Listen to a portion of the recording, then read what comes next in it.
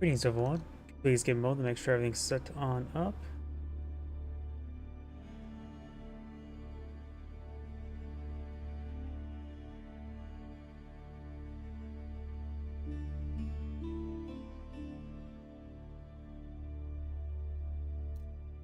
Like I forgot to update the Rumble stream again. Thought not as well. I do have a lightning storm going on, so there may be an issue where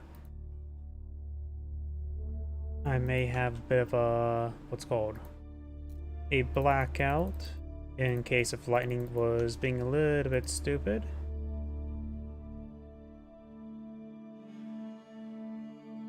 To get Rumble up and going. And looks like now I have to pay for Twitter Premium in order for my Twitter account to have a live stream. Well, I'm not doing that. I basically have no traction or engagement on Twitter, so not important to.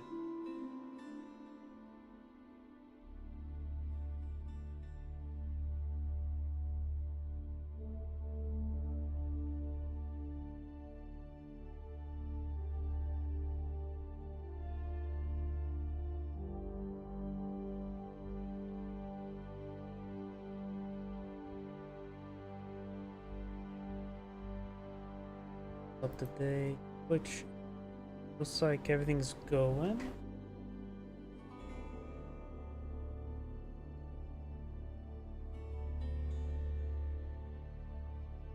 Looks like everything's good to go, so let's go and get started. Of course, I some issues with the computer, so I need to fetch person to figure out who we can get a replay from.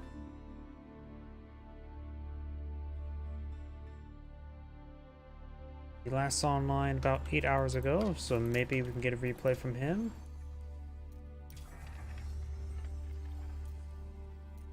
Yep, we got some replays. Migration. That must be a custom map.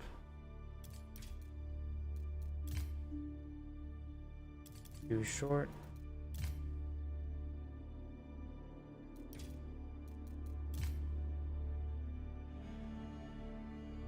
Still too short. Still too short. None from him. That's online 16 hours ago for this one. I don't recognize this player. Probably this one. Actually, make sure. Yep, it's this player. So since I don't recognize the name, we can go farther back. This one should be a decent enough replay to start off the day with.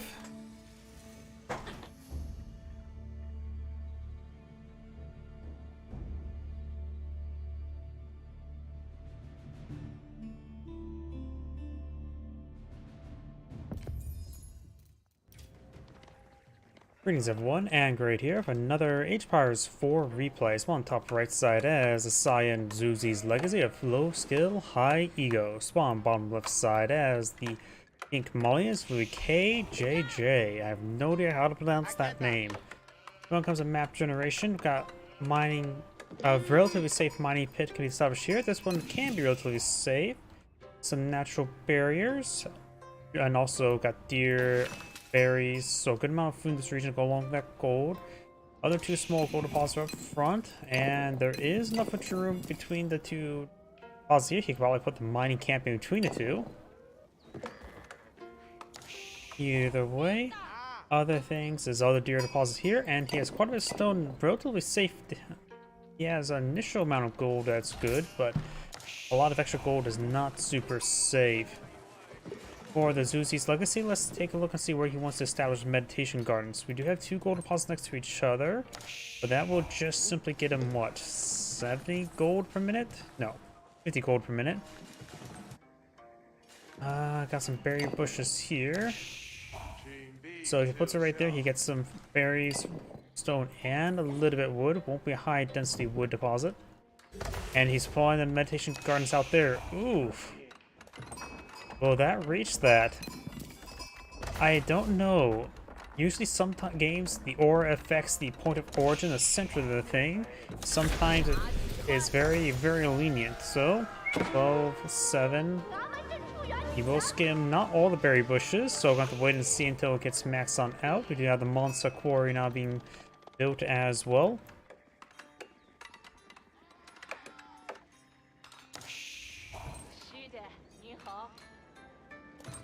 Looking at quite a bit of gold as well. I don't know why this is going to go for a fast castle. And Meditation Gardens is providing 50 gold per minute, so it's touching both gold deposits. Also slices the berries, so 80 resources. Not the best Meditation Gardens, but not the worst. Of course, I cannot obtain food from deer, unless, I wonder, does deer carcasses count for that? Oh, I do not know.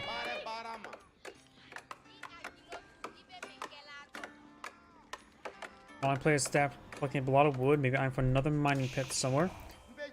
He has room for a mining camp here, and just hasn't deployed one out. There we go. And now we also got an early stable. He is going for some sofas and some cows. His opponent is pretty close to aging on up to castle age. He may be eyeing for Shaolin Monastery.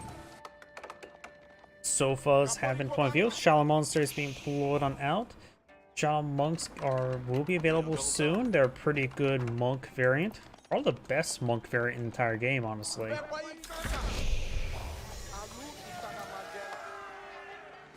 Scout and Sofa straightforward. No warrior scout upgrade just yet. First Shaolin monk is being pulled on the field. This Meditation Gardens is being disturbed. Got a good number of villagers on this gold deposit. And Cannoneer slits, however, pretty effective against these light or heavy units. We do now have a mill being built out here. If you want to compare the sofa to the Shaolin monk, let's assume it's full health sofa, and is a feudal age sofa in this case. 155 health, 16 damage versus the Shaolin monks. Oh, that's a scout. Scout took some damage there. Shaolin monk is right here, which has 170 health, 15 damage, so 1 less damage with a much higher attack speed. And they both have 2 melee armor, so Shaolin monk will beat a sofa in a 1v1 combat. We also got a lancer being pulled on the field, more Shaolin monks being pulled on out. Sofas cost 180, while Shaolin monks do cost 200, so slightly more expensive, only costing food. Berry deposit now being collected on up.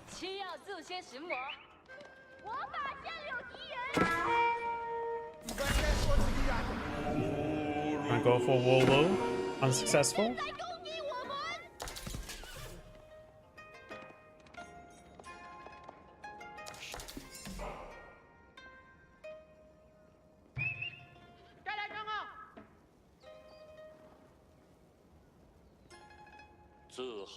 Another Shaolin monk here. Oh, I just do a missed rally. We've got 2 sofas here, 1 Shaolin monk. That is pretty much twice attack speed. You'll get good damage there, that's for sure. And of course, we'll have health regen. Now, full Lancer now pulling a field, which should be far superior to feudal age sofas. We've got some Donzo not being pulled on the field, not even harder than Donzo.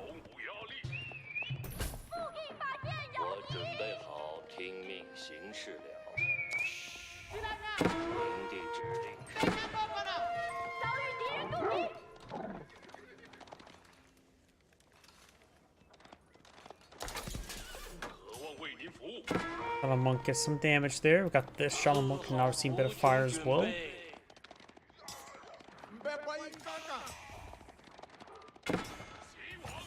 Lancer charges way forward, gets some damage there. We've got 2 Lancers on the field versus now 3 sofas. There's a scout there that's also quite wounded. No warrior scout upgrade. Got a good number of hardened Donzo now on the field. Monk capturing up that sacred site now.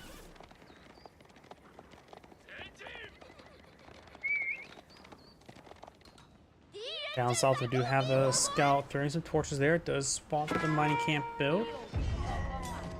One of the sofa does go down. Scout and sofa's falling on back.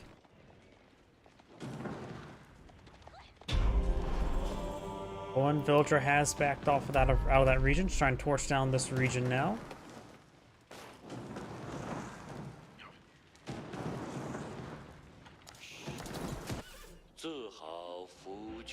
Shaolin Monks advancing. We got 2 relics claimed by Cyan. Shaolin Monks do not pop the +1 of relics being carried, so it's hard to tell if he's picked up some relics. There's one there, so that would be potentially relic number 3. Relic number 4 is back here behind some walls, but this one, number 4 here, is very much safe for Cyan. 6 sites now being captured on up.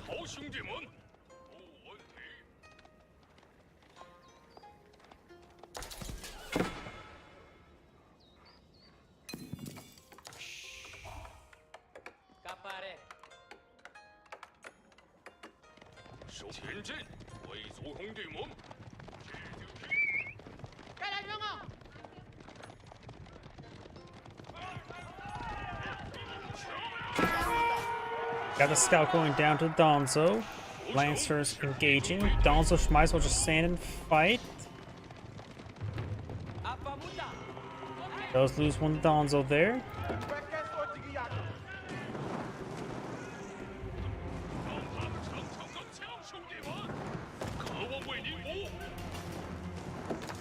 And the housing's starting to go on down. Of course, we do have some walls over here. Those not cleaning up some deer. Another cows. Grand Filani Corral is probably going to be eyed. He has enough gold for it and needs a lot more food. Also, ask all the villagers that are currently on gold onto some berries. Shaolin Monk gains some slaps there. Mauling player actually has enough gold to actually go straight up to Imperial Age.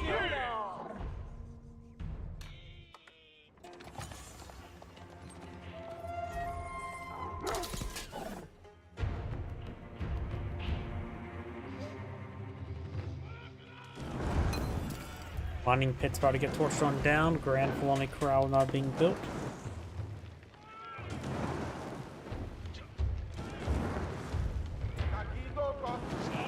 Both players have 40 villagers at the moment. Mining pit does go down. Donzo gets a good javelin throw there.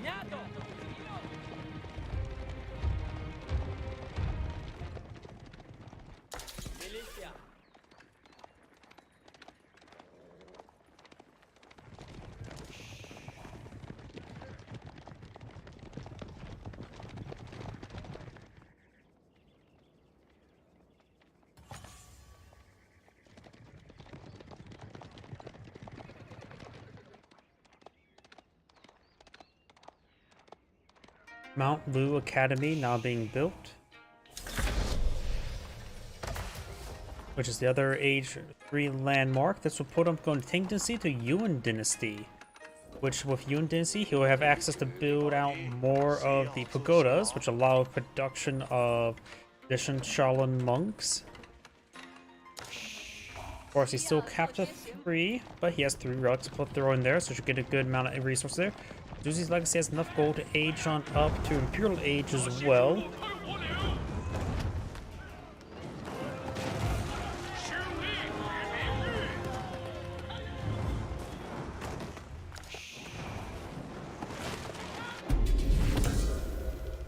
Yuan Dynasty can now be brought on in. I'm not sure what Song Dynasty is like for the... I forget what the old dynasties do for the Zuzi's Legacy. The last one does get increased damage, right? Or increased health.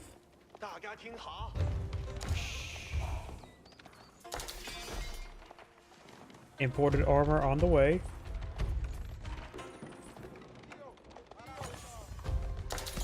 Veteran Sofa is going to serve the Meditation Garden a little bit. Sacred Site has been decaptured by his Sofa. Standard Palace Guards can on the form field, can know from early Palace Guards. Veteran Warrior Scout getting some damage here. Veteran Warrior Scouts gain the anti-range damage capability.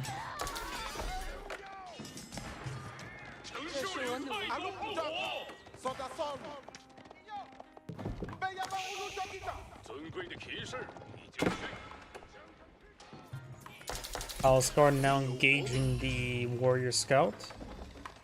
And these Sofas move around being pursued. We've got triple Pagoda there. 1 relic's on the inside, so we get a good amount of resources. 62, 62, 125. And that should get stacked up with Tithe Barn as well. That Lu Academy does give him some unique research.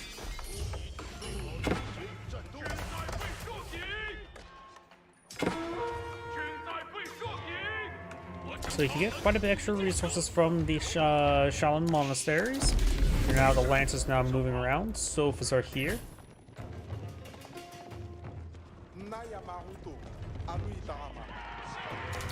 Lancers charging way forward. Does get a bit of damage there. These Lancers are far outnumbered. Does see a good number of Palace Guard. More Lancers in the build queue. And he sees Donzo as well. So perhaps Spearman Shaolin Monk could be a good composition.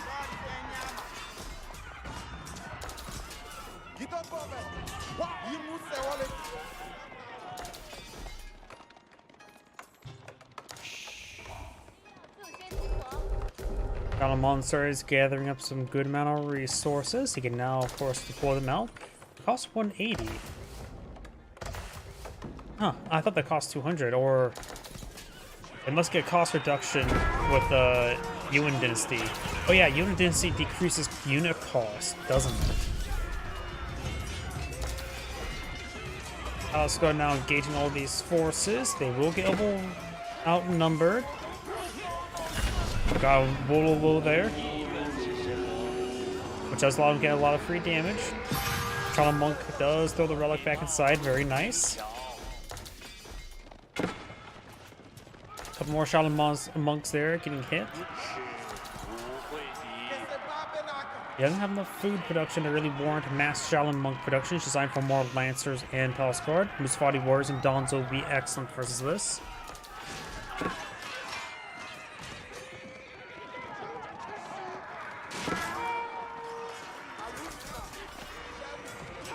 Sophos now engaging these villagers. They don't have textiles.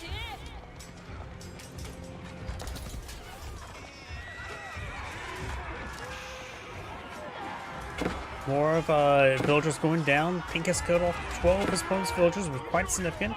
The extra relics will come in handy for evening out the deficit.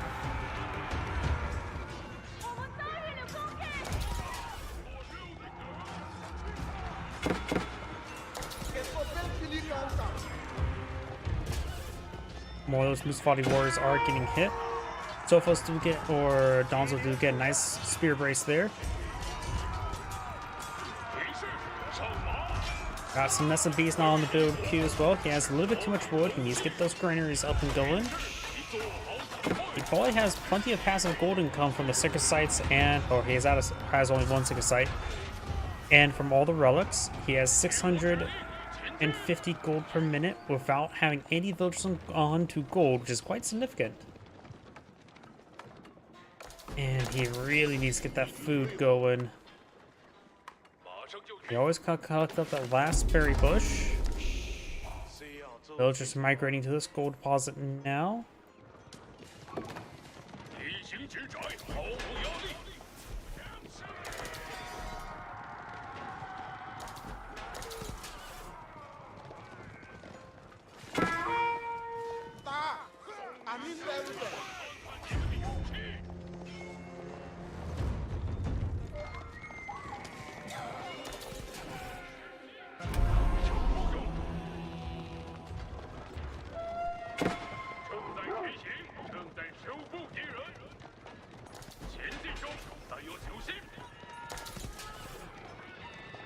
He has a force there. Nobody has a scout.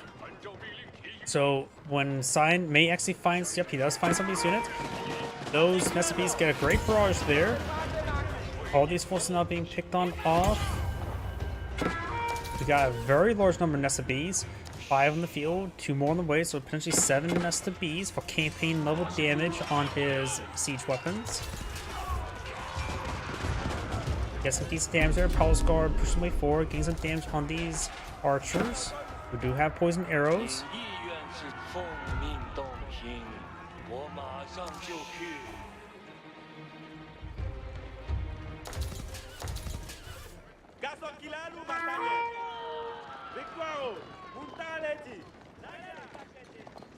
Seven nested bees on the field, and he's going to support them with a mass number of lancers. Sofa goes down, overkill by the nested bees, and he has reloaded. Fires one barrage there, get a bit of damage, and massive overkill there. Sofa spot the nested bees. As Sofas do take quite a bit of damage from the nested bees. Some will connect. Sofas do have bones. Nope, they don't have bones after siege. I was thinking camel riders. 2 of the nested bees do go down, leaving 5 on the field. Getting some good damage there on those Musfati warriors.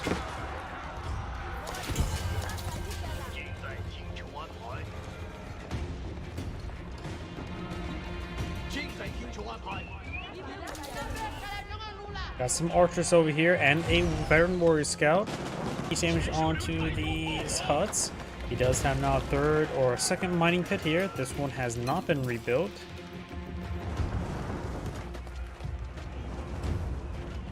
Got these forces push way forward.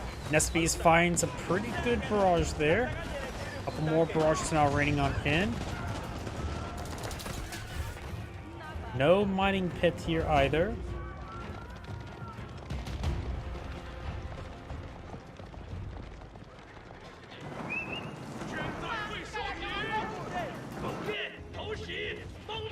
I just saw a bunch of these guys went down to the nested bees. I see a lot of carcasses there, even though it's a little bit difficult to see. Archers can't do much versus nested bees. They have 30 range armor, but a single scout, warrior scout, does do quite a bit of bonus damage there. Lancers push way forward.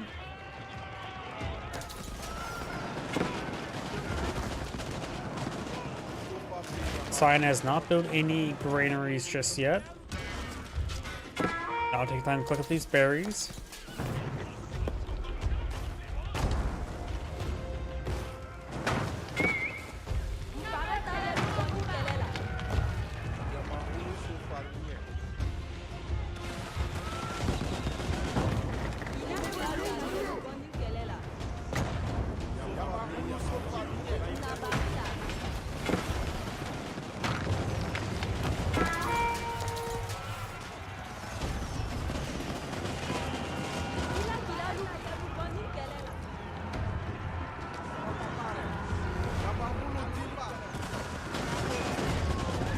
Sofa does go down there. These Sofas push forward, try and engage the Lancers. The amount of damage on those Sofas, you have to protect these siege weapons as the majority is combat force. Finds a volley there onto those archers, very nice. Some of the Sofas are taking out the nested bees now. Lancers and warrior or Shaolin monks getting some damage. Most of the nested bees have gone down, just leaving 1 remaining. Cyan's army looks like it will be cleaned on up. More Lancers charging way forward. Or needs some, perhaps see some Donzo. He sees just mass Lancer. Donzos would be better than Musfati warriors in this situation. Does have some archers. I'm not a big fan of poison archers.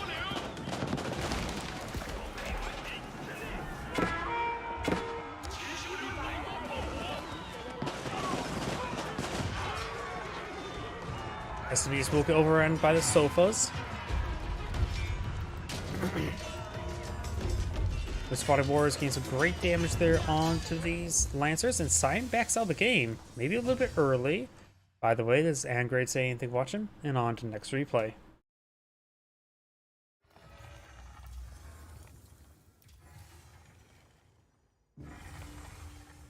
Oh, looks like I'll drop some network frames. My apologies. I think it's related to this lightning storm.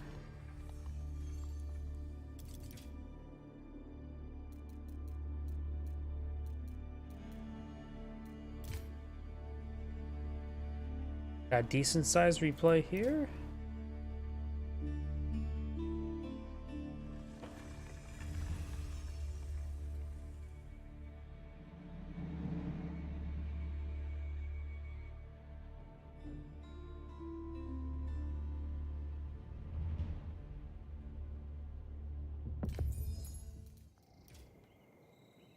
Greetings everyone, and Great here for another H-Pires 4 replay. Small on top left side as the blue Mullins, we have Kij. On bottom right side as the magenta Roost, we have Bak Mongoon.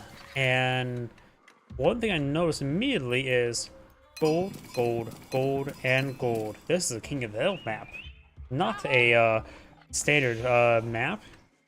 There's quite a bit of gold in right there. So I can imagine both armies are really fighting over this area.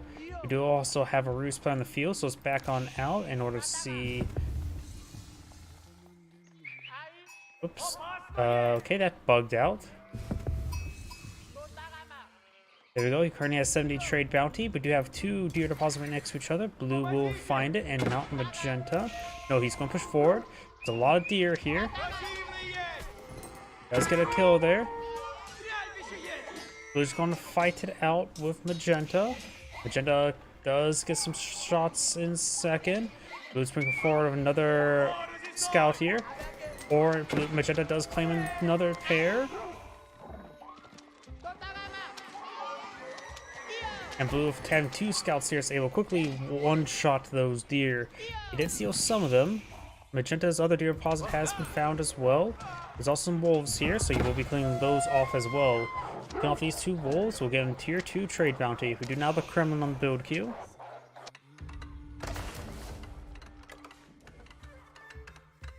Magenta has a small gold deposit here and here, and another one way down here.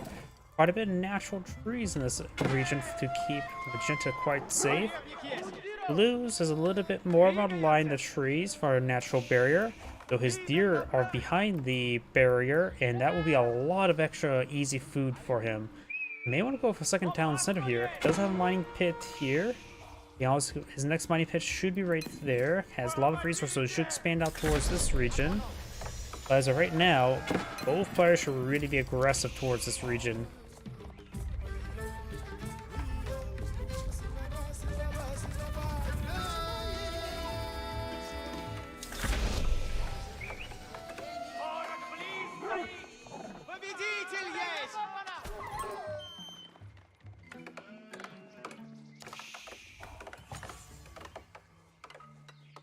Mill now being built. We do also have the double broad axe being researched for the Roost player. On player is also going for his axe upgrade as well. And now do have the veteran warrior scout or the warrior scout upgrade designed for warrior scouts.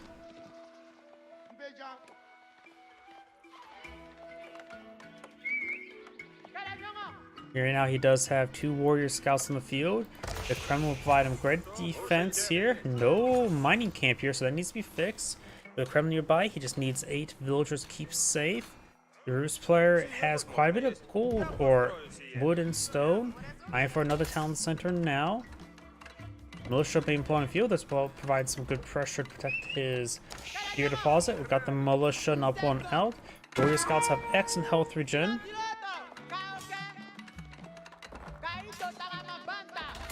Did take some damage there.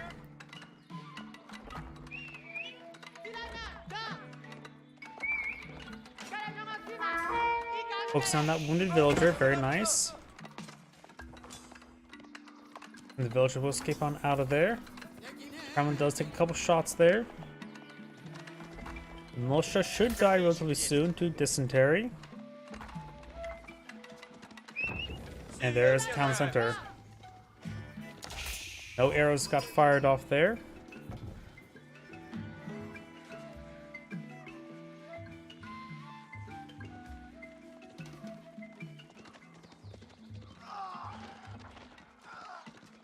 Militia have now gone down to dysentery.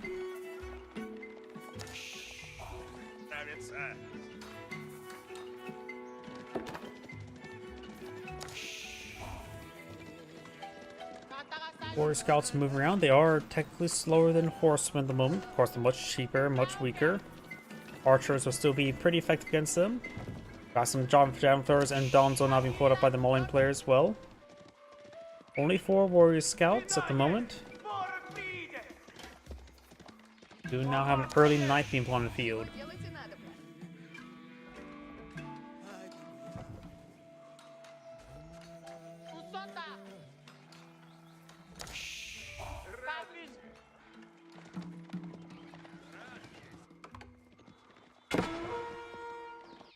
Up here we do have the scouts throwing some torches there.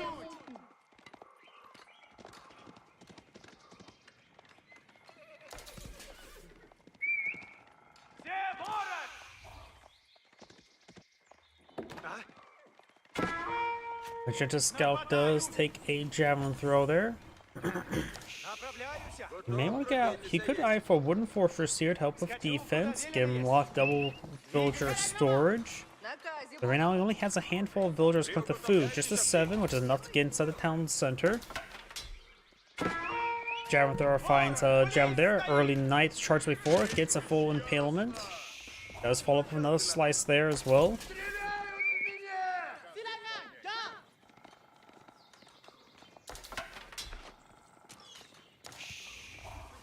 Does get a bit of fire there from the town center.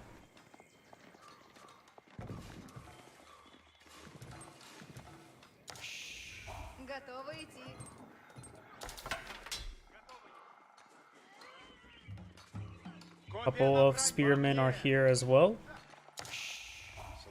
Knights moving around. We do have these forces moving around as well. And find another to engage. Does get his village inside the town center.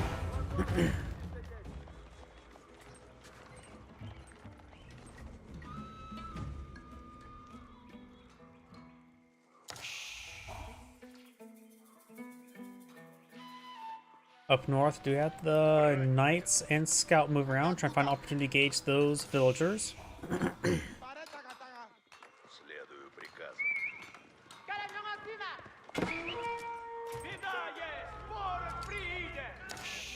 Good damage there.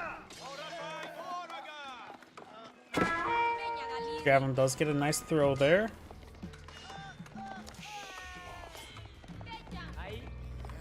And got these forces backing on off.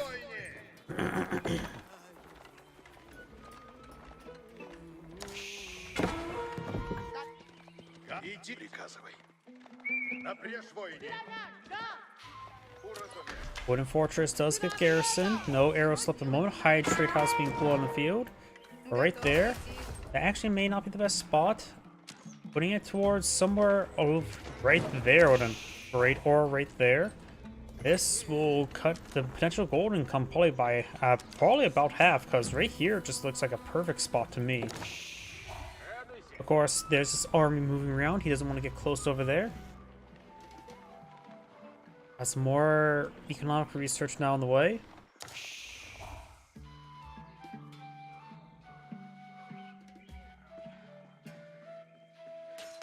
Pumbaa is now getting stabbed.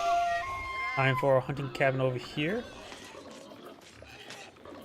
He gets out the wooden fortress. One village does go down. He needs to and Pumbaa's starting to get healed on up. Right, a little pick there. I think that's point in time. He just needs to abandon the wooden fortress. He is going for arrow slit for extra defense. That maybe I will have him range himself, but I think it's going to be just short. Yes, it looks like it's just short. Going for hunting cabin now. Over here, knights moving around.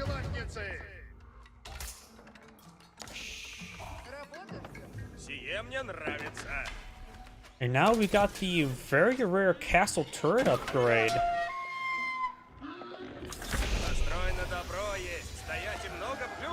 Does get inside the wooden fortress there, but the boar did gore one of those villagers. He needs to retarget towards Pumbaa. He's starting to health regen, and yep. Just wait forward. Castle turret's now been upgraded, which gives him +2 damage on his arrows. Boar has been aggravated. And retarget Pumbaa once again. These knights and scout falling back. We do now have the veteran Sofa research. Now we've got 6 villagers here. He does not have textiles, lost another villager there, and Pumbaa finally goes down. He's getting these villagers inside the wooden fortress here, does lose another. No response, really.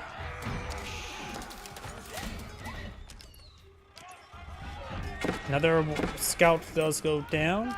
Warrior scout. Got man-at-arms spearmen pushing forward up here. Down here we do have these forces engaging. Both players in castle age at the moment. Spearmen and man-at-arms push way forward, try to engage these forces. We've got some crossbows being blown up by the Roost player. His opponent's not really going for many sofas or any more sofas. Or no, he's going for 2 more. We do not have textiles being researched by the Roost player.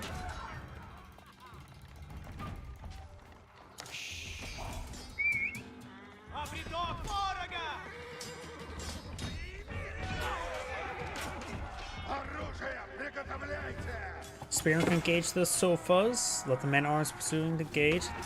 Right now, he probably will just lose all those units. He needs to actually get them rallied in the town center. That could actually save them.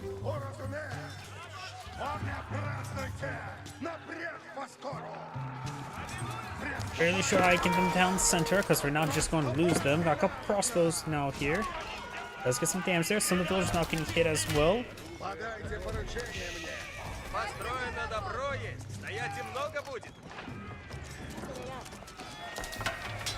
Sofa does go down there, as well as Donzo. Another villager does not go down there, does inside the town center time. Man-at-arms engaging Donzo now.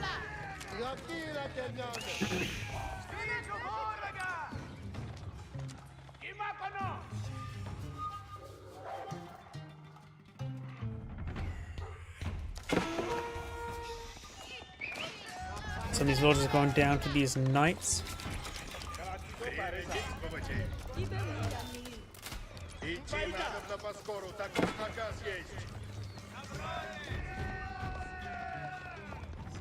Does get a nice charge there. So everything gets some hits, and now these forces backing on off.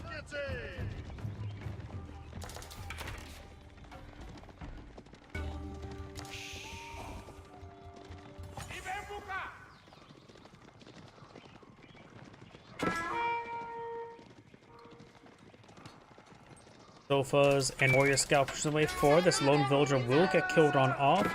Crossbows here being engaged by the archer Musfati warrior. That villager does go down, but she did actually drop off her food in time.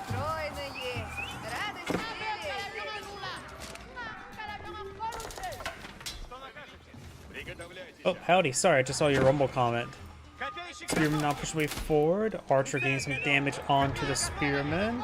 And Sofas will easily pick that one off. The villagers here collect the berries, may need to fall back, a little bit exposed.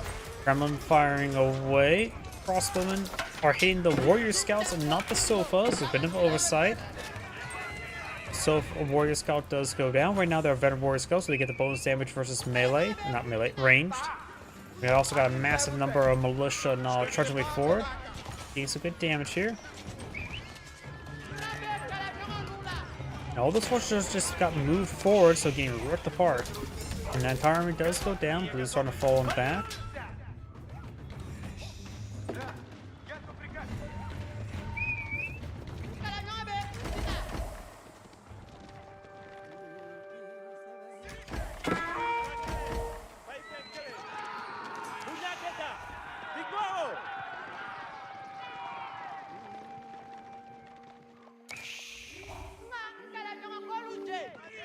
Over here, Sofas and Warrior Scout moving around. Does not get a kill on that villager. Spearmen pursuing them. Do now have another hunting cabin going on up, claiming the deer.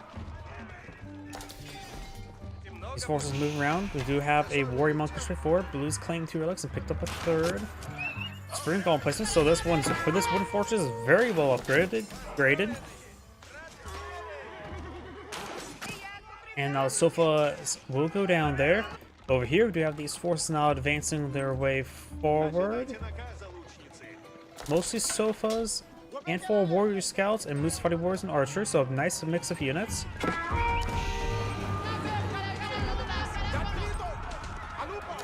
That villager is being pursued. Got a couple spearmen and a couple man-arms here. There's also some Roost archers here. Villagers getting tied up there. They may go down.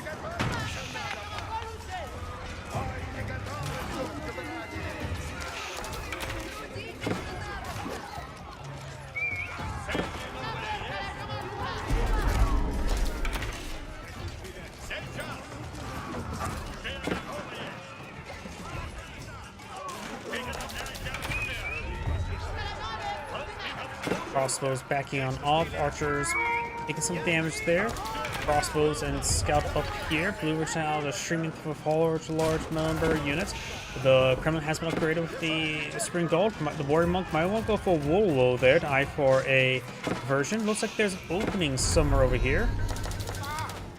Warrior Monk will go down here. Kremlin's been firing away. Only a pair of militia in the field. He's out of charges. Blue's not pushing way up here. Of course, this wooden force is nice and well upgraded. A couple spearmen push way forward. Got some Rus archers now engaging. A couple crossbows mixed on in as well.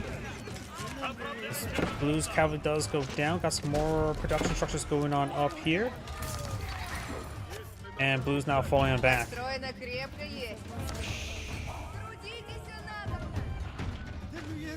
Spring Golem placement takes out whatever that unit was. And Blue's backing on off, trying to get reinforcements. Looks like just mostly composed of archers, a handful of other units. We got poison arrows being researched. In a small conflict, poison arrows can be decent. But as the game progresses and the combat gets larger, I have no faith in poison arrows.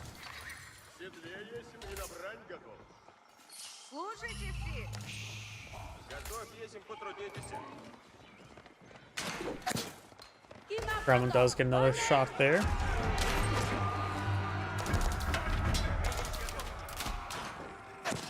Good hits there. We do now have more economic research for the Malian player. I'm assuming you have Grand Philani Corral. Here, rock sitting now. Is there a trebuchet somewhere? Doesn't look like it, just the building falling apart.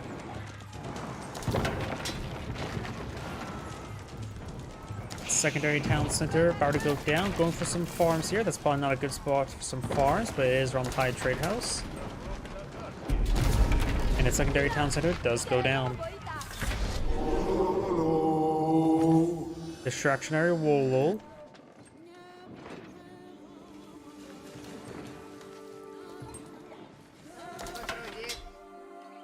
Magenta only has a couple deer left up here. Berry bushes now being collected on up. There's also a sheep there. He should be able to bop the sheep. Right next to the hunting cabin, so that's a perfect spot to bop the sheep. It does actually get rallied there. I never thought about using a hunting cabin to collect up sheep, but he just did. Mangonel pull in the field. Does get a small splash there and some loose body warriors.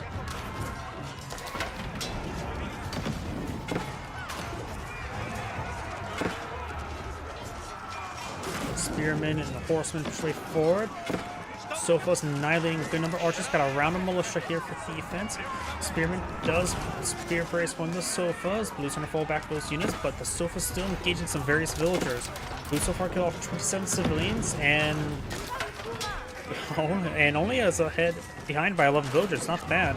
Grand Philani Corral can easily make up for that difference. In fact, about 3,000 versus 3,500. So Blue actually does have a better economy at the moment. Though some of Magenta's is running around.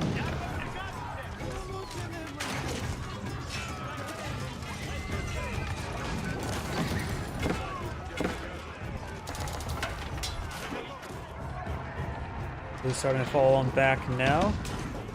Blue does have higher quality army as well as more units.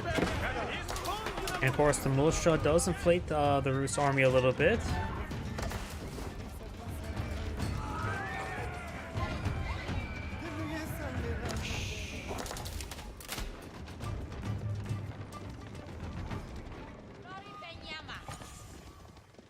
Got these Sofas moving around.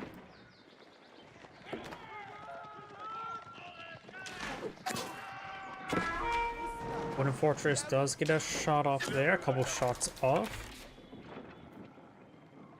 Spring Gold does have a range of 10. I think the Castle Arrows does improve its range by 1, doesn't it? Or not the Castle Arrows, so there's the arrow upgrading. Usually you can't get both on outposts, but the Wooden Fortress allows you to get both. And the various arrow increased damage research does also affect the Spring Gold, so I think it also increases its range. So a 10 range Spring Gold with a 14 range damage bow, and the extra arrows are what, 10 bow damage? A decent amount. Boyar's Fortitude now being researched by the Rus. Spearmen moving up here to engage the Sofas.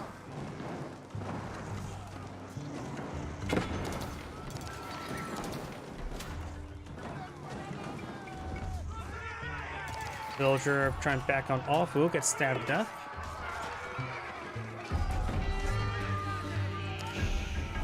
One Sofa does go down. Outpost getting torched. Horsemen are advancing. Got some Mangonels here. Horsemen advancing. Sofa does take some fire there. So Horsemen falling on back. You've also got some good number of man-arms there. Mangonels find a decent volley on those units.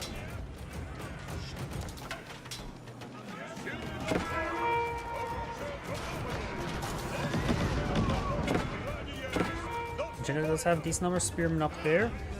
But these forces sort of rally back right there. Magenta's forces moving around. Villagers still repairing up the damage, and spearmen now are coming here to retaliate. He is focus firing, and will get the full surround there. Sofa's taking severe damage. Couple of them did go down, but the rest will escape on out with minimal health. You can no longer repair up those walls, those archers in the region. Push down that outpost there. We've got some spearmen now engaging the Sofas over here.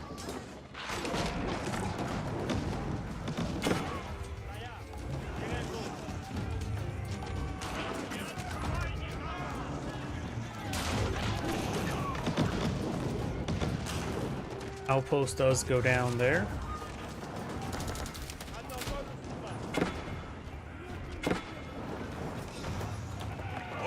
Outpost does go down there as well. Horsemen pushing their way forward. Spearmen as well, trying to gauge those Sofas. The Sofas are pretty wounded. Mangonel's range a little bit short. He needs a micro them hit the dead center of that formation. Make them very dead in the center. We do now have the crossbows engaging the Sofa here. Single horseman engaging the Musfari warriors. All those forces do go down up here.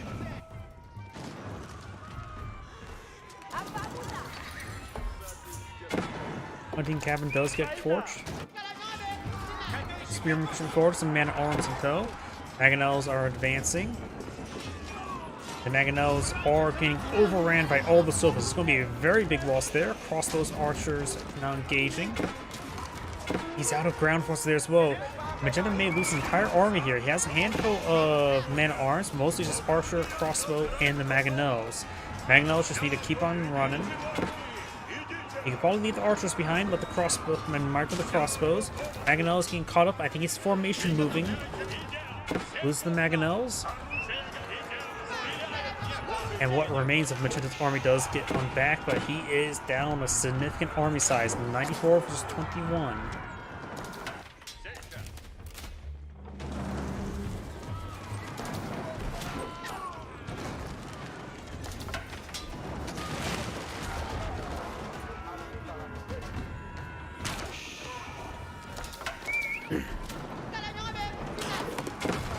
They'll just get hit by the Sofas now.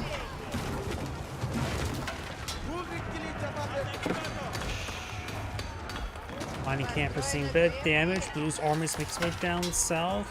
More. Blue's army's now up to 103. He's nearly at pop cap. Or as far as 4 from pop cap. Those 6 at tier 3 trade bounties. Or, yeah.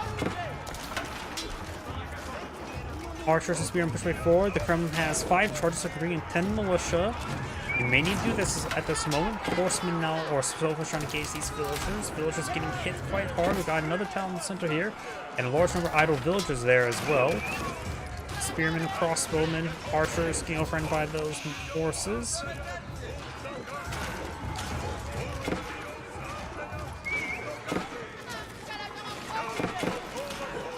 Spring Gauls going down.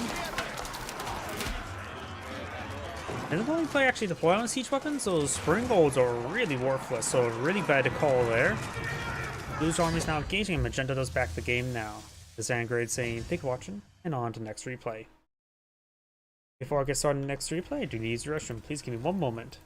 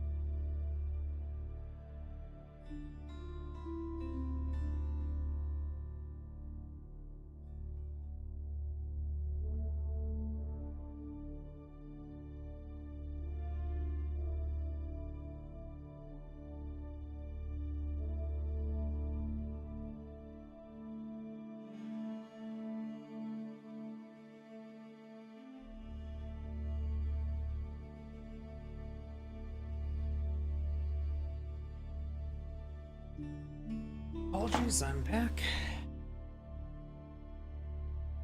Let's see now. Let's find another person. I already did that person.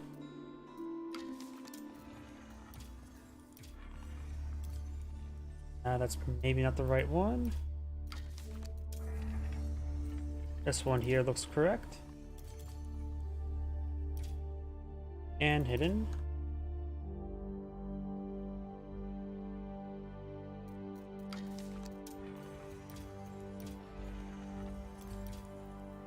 Got some replays here. Don't recognize his name, so we can go back a little bit farther. 36 minutes.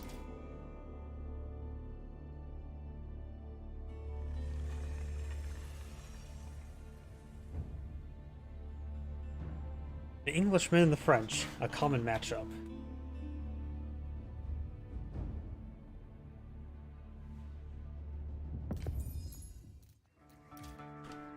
Greetings everyone, and Great here for another H-Powers 4 replay. Spawn top left side as a red English, we have Lucifer, the Lightbringer. Spawn bottom right side as the green French, we have Beastie. And we got the English versus the French, time-old enemies. Some of the oldest enemies in the world. Scout moving around. We do have, looks like, English deer deposit in the front, so you may skip the deer. It's not common for the English to skip all deer. Generally, they skip all berries while at it. But one gold deposit here. We've got another gold deposit here and here, along with a large stone. So he's going to probably expand southwards. We also got a deer deposit back here. For green, let's see, gold deposit here with 2 berries nearby. The berries are a poor food source. Golden stone way over there, and we do have a good decent amount of gold and stone here as well with some berries, so definitely good expansion direction. Deer deposit up here, and well, a deer deposit very safe back here, so you can grab the deer a little bit early. We've got the Abbey Kings now being deployed on the field.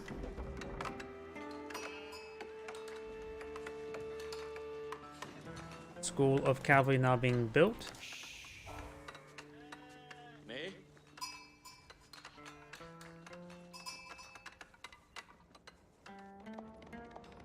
Here's some sheep being collected. It's probably red. If red does have a good number of sheep there. This player looks like he found a good number of sheep as well, so he's did quite well with that. Green Scout will move around, so has a sheep behind him. He can lead him to glory. We also have an early wheelbarrow being researched by the Frenchman. He does have enough gold for a Royal Knight. I want to say early knight. Same difference really at this point. Unless you're a villager.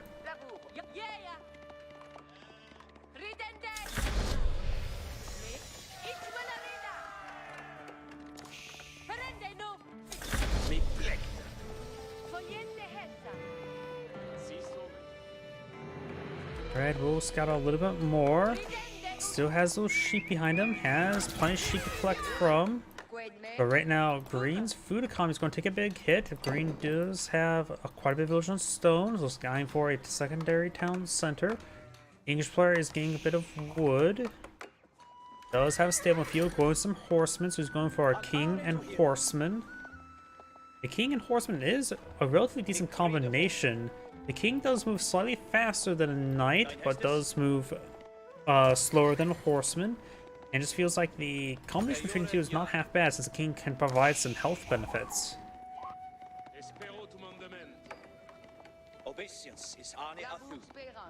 We do now the double broad axe being researched by the English player. Knight and scout trying to pursue the king. More housing here.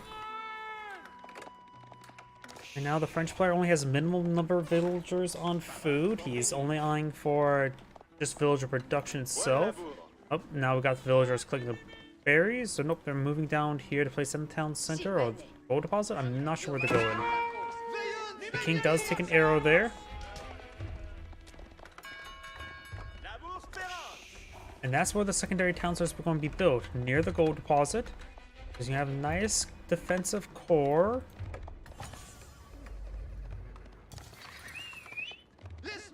Walls and gate going on up. We got some horsemen here as well.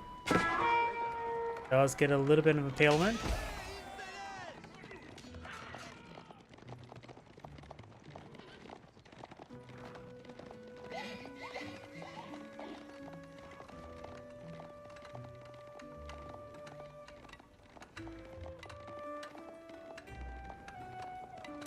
Secondary town center are now built. We do now have these knights get a bit of damage there. Horsemen need to keep on running. Let the king provide NHS to him.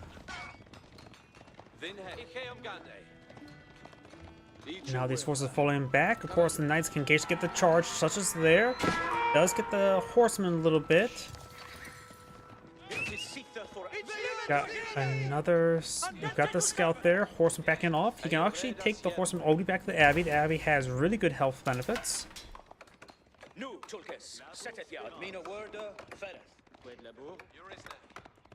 We also got a single hardened spearman for the English player. Right now the French player only has these 2 knights. He's going to try to start progressing his economy, and that villager does get killed on off. No textiles research just yet. Are these units moving around? Here does go down there. Knights charge its way forward. Does take a bit of damage there. Horseman does take a bit of damage.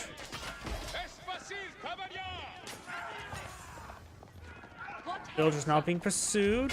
In the mix of everything, villagers want to stand and fight, shanking some of the horsemen. He does lose a horseman there.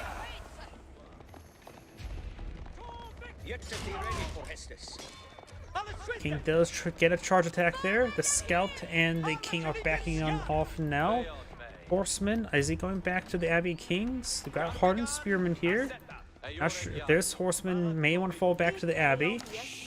Yeah, looks like this horseman heading on back. King does charge his way forward. The king's charge attack is 24. And the king only has 2 armor, so even the villagers can shank him quite well. 1 of the villagers do go down. Red has killed off 3 villagers, and that's only 3 things he killed so far this game. Villagers. We got the higher health horseman there. He could find himself a villager. The French player does want a couple more royal knights. Horse scout there, not a big surprise. Need some more damage there, so if it's got 4 villagers. Knight or horseman does take 4 hits or 5 hits to kill off of 5 hits. 6 hits to kill off a villager. If you get +1 melee damage, it will be 5 hits.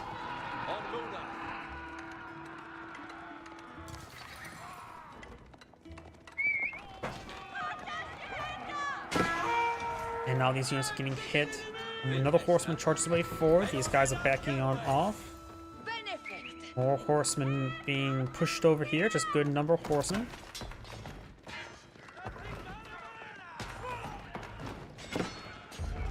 He's trying to hit that villager. Get some good hits there. If he had blacksmith research, he would have got the kill.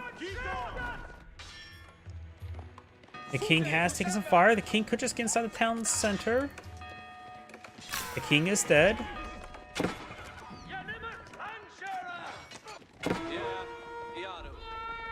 Of course, I'm not trying to pursue this. Villager does get a couple more stabs there. He sells the abbey for a good health regen, but he has lost a good number of horsemen. More farms going on up. The English player only has the 1 town center. The French player does have 2, and of course does have fast production, so has what, 2 1/3 village production at the moment? Was it 10% increased production? But whenever I look at this, this is definitely greater than 10%. It may be 15% at this age. I can't remember.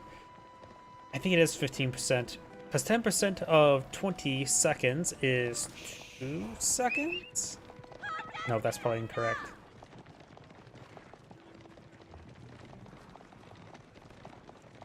Either way, I can't do math at the moment. Either way, the French player does have a great amount of village production. We've got the King's Palace from Point Field, which will give him secondary town center. But he was still behind on village production.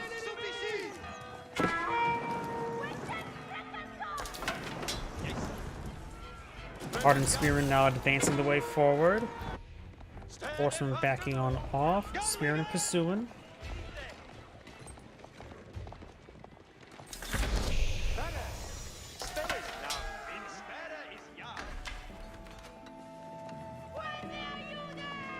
Got a very large number of early knights or royal knights here. Knights charging way forward. He does not have enough spearmen. A couple more spearmen there. They've taken some damage, but he can go fall back to Abbey, get some healing. Down south, we do have the horsemen moving around. Long live the king. The king was dead. Long live the king. Horsemen now engaging the villagers. He does not have textiles. Now we've got these forces backing on off. Got these knights moving around. Spearmen shadowing them. Veteran spearman research on the way. A number of exposed villagers here as well.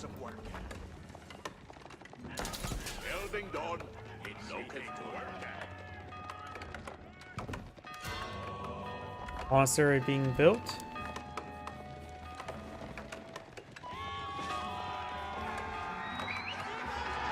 Nice to get some impalement there. Veteran spearman now pulling a field. King's Palace still building off villagers.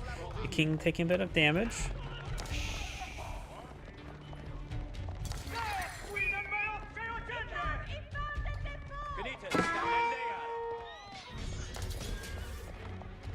The king and knights getting some damage there on the royal knights.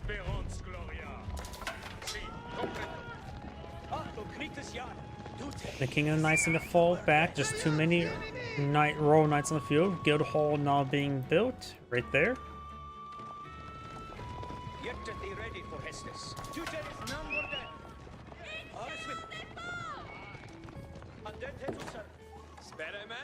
The number of veteran spearmen here ready to engage.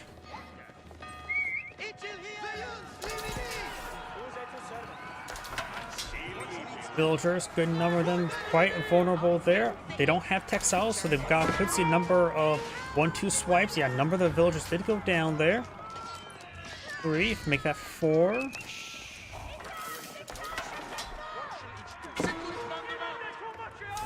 Guildhall now complete. Early knight or veteran royal knight research squad going the way soon. We have these knights and the king trying to torch these guys down. Does have a lot of arrows there, but no +1 range damage, and that will make quite a big difference in order to protect this area. Royal knights now moving over here to engage. They may not win the fight, but they will just make them win enough. Royal knights make the charge. Get a pretty good charge attack there. Wolf getting some bites on end. Good focus of firing. Does not take out that one. Make him fall back to the Abbey. Get healed on up. The wolf gets a bite there. 5 health left. Wolves do 3 damage, so they do 1 damage per bite.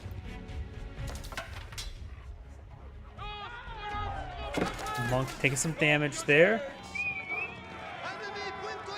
And the monk does go down. Local doggo will go down.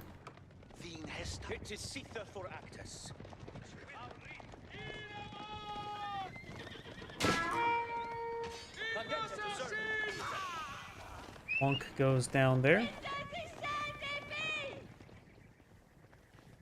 King's providing some good health benefits. Looks like the French player does not have Chivalry. He's going for canted saddles right now. No, he does have Chivalry.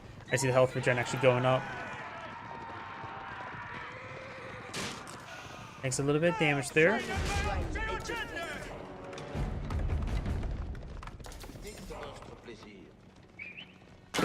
Spring Gold emplacement upgraded. Got another Spring Gold here. No fortified outpost.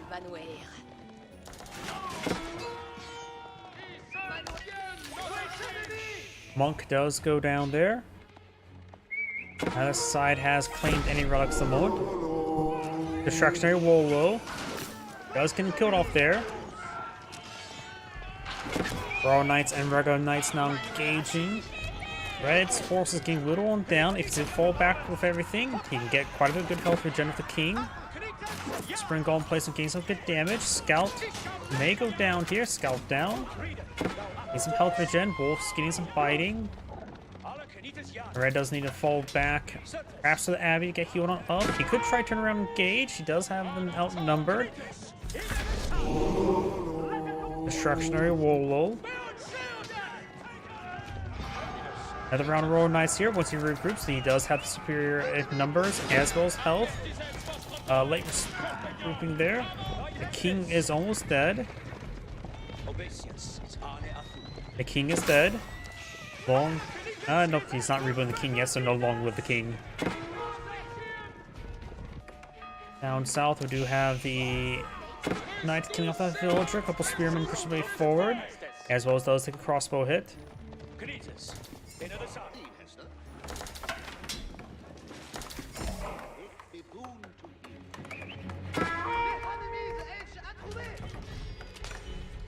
Spearman getting some damage there. Oh, these English knights need to fall back to the Abbey, get some good health regen. Of course, nobody really does that. This is not Command and Conquer. Kane's Wrath, where people just pull back units to the War Factor, get healed on up. We got this monk now being killed off there. Good interception. Both sides has picked up a relic now.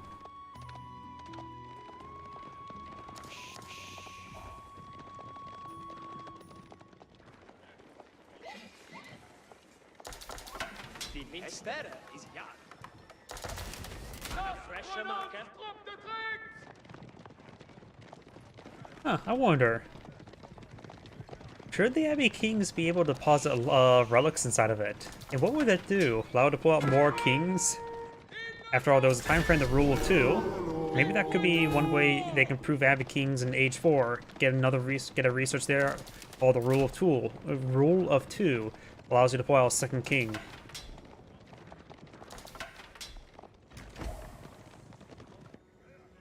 Intended note. Move it. Get us busy.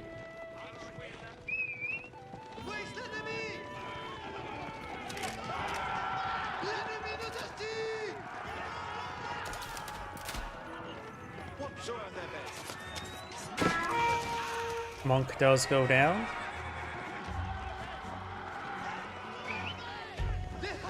These forces pushing up north. Another monk gets intercepted and does go down as well. We got some crossbows now engaging. 2 Wolos there. And gets the conversion there. I could not tell the progress of that because the sound effects were stacked and hard to determine. Another monk goes down. A lot of very holy men. Pulls administered by lances, spears, and crossbows.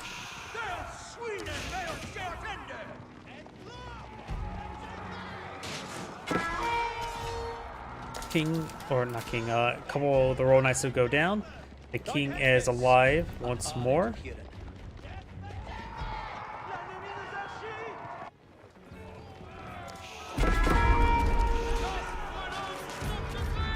Nice, take a bit of damage there.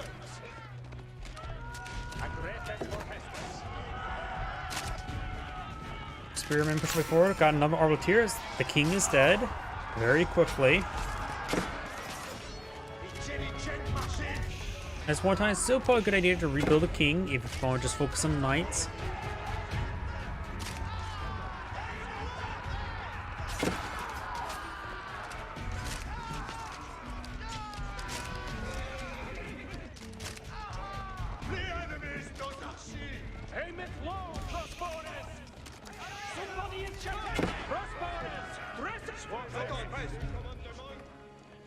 More Arbaletiers now being pulled in the field. The French players now mixing in some horsemen.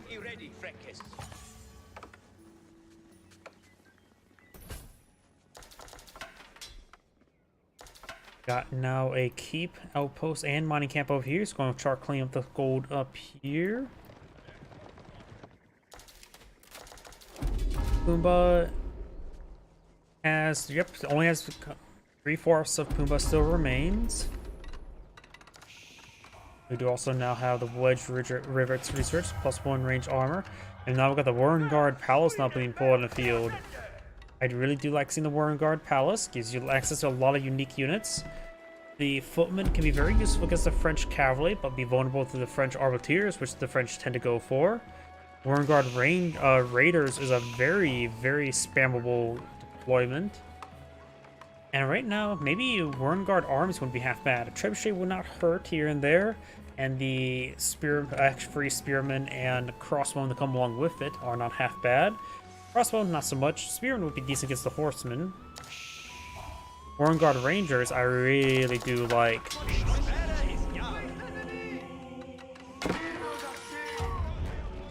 Nice, take a bit of fire there. Nice thing about going for Warren Rangers, you don't have to get the elite longbowman research. They're already an elite longbowman, and then some.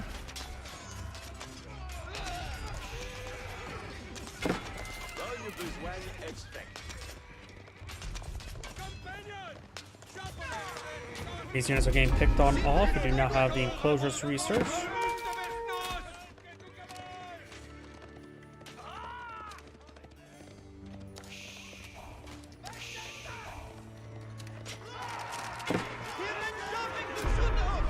Horsemen do go down there. Sacred Site being captured on up here. Monk getting hit by the horseman.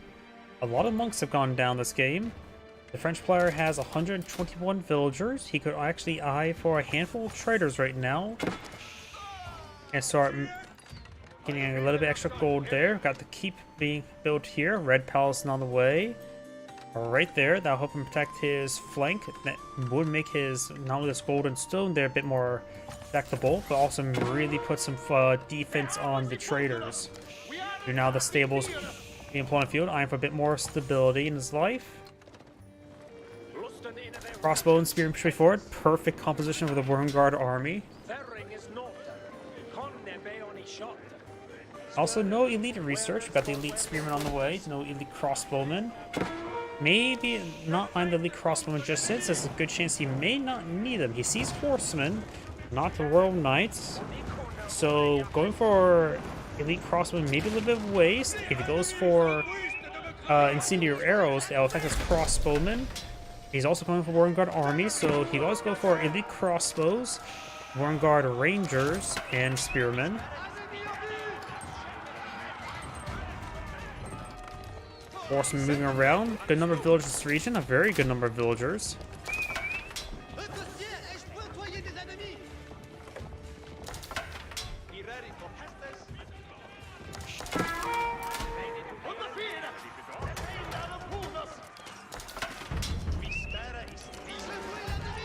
Red's going for a keep back here. Get some good damage there. Horsemen still running around. We got the elite horseman research on the way, as well as some bombard emplacements. English villagers standing and fighting. They of course do have a attack. Not a great attack, but a attack. The French player has a lot of food, not a lot of wood or gold at the moment. Red has an outpost trying to build here. He will be unsuccessful. French player may want to cool off any sort of villager production at the moment, though it still would be a good idea to start eyeing for some traders.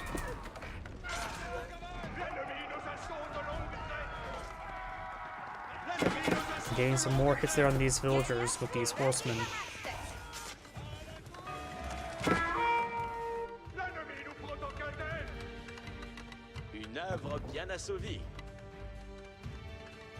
Got some more horsemen here. Of course, with the keep influence, these stables produce cheaper. Now the horsemen are below 100.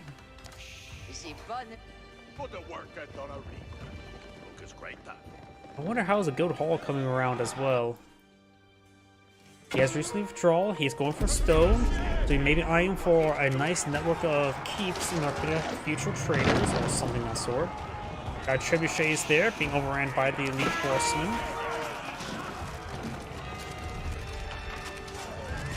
Smearing does good damage on those horsemen. The horsemen are backing on off.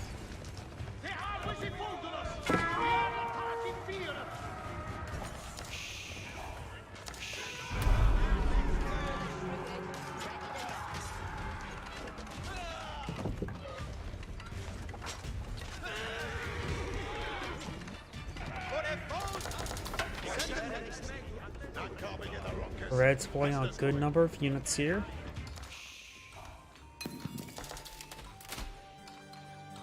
We do now have the Royal Bloodlines, Enlisted Incentives, Elite Arbaleteer Research, more range damage, Spring Golem placement silver. Got a Bombard placement here and here. Red's going to make his way up north to take out this emplacement. Of course, the keep does have an Arbalest emplacement.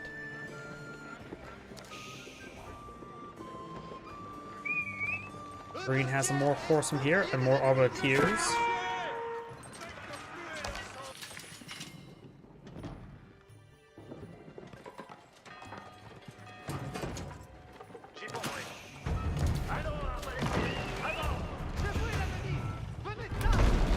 Outpost goes down.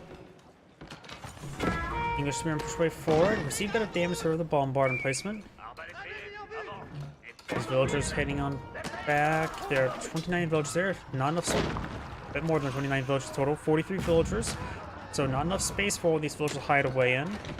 Incendiary arrows now being researched. More horsemen engaging English villagers.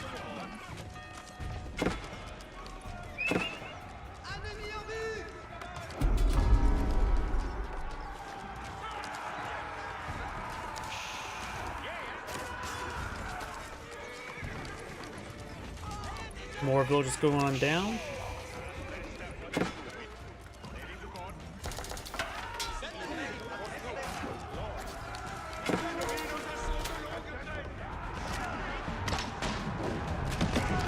And some damage there. Maganel now pulled in the field as well. Maganel will get overran. Incendiary arrows, elite knight. Bunch of resource for the French player. The French player's economy is doing quite well. The English player's economy is also doing quite well. Another Wormguard army on the build queue. He's just going for a Wormguard army composition. I still think it's a good idea for them to mix in some Wormguard longbowmen, Wormguard rangers. The extra range and damage will help them punch through the Arbaleteers. And they will do decently well versus horsemen. All the gold has been cleaned up there. Now he's migrating down south of this gold deposit. We've got a bombard here, or cannon. French farm stock going on up.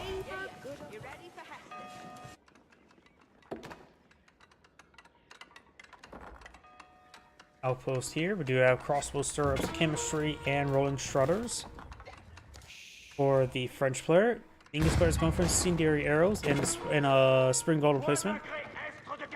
And now going for some man-at-arms. The early man-at-arms research now on the way.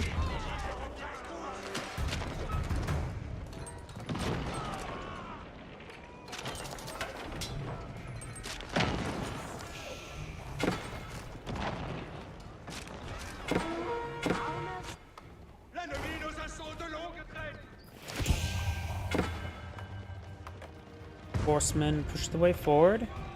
We'll find some villagers here.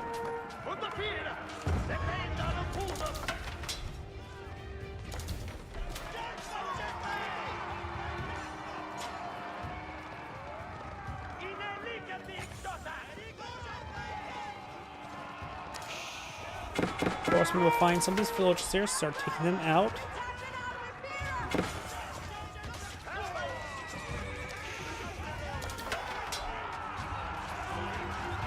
A number of English villagers this went down. Each player has cut off 72 English villagers, while English player only has cut off 11 his opponent. English player is maintaining English. Somehow the English player has 75 villagers, but yet Green has twice the amount of villagers. That's a large amount of villagers for the French. The army tactics and standard man-at-arms research on the way for the English. Horsemen will be cleaned on up. He does have the King's Palace still in the field, but at this point in time, yep, he's starting to get out some traders. So it'd be a good way to supplement his civilian economy. This gold has been largely been seized by the French. Or maybe that was actually this, no, that was the French. There was a stone deposit up here as well.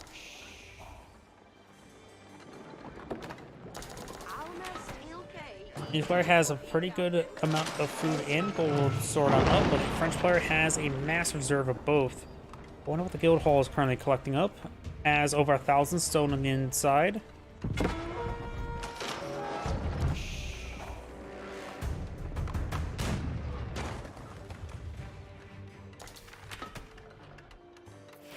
keep now going on up. Elite archer research on the way for the French player. Going for all the elite research, we do have a good number of horsemen on the field and a good number on the build queue. He has 5 Magnels on the field as well. There is a sizable opening there. Got some more English hand cannoneers now being put on the field. He does have some Warrenguard range or Warrenguard footmen. They do bonus stand versus cavalry. They have the same amount of melee armor, just lacking the same range armor. There goes the spring gulls there.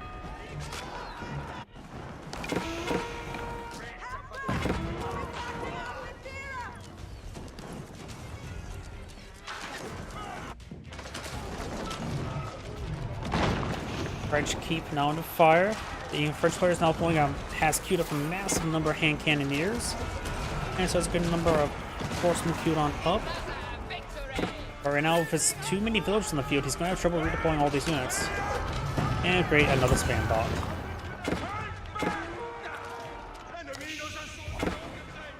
Horsemen moving around. There are some English traders in the field. Well, another villager does go down.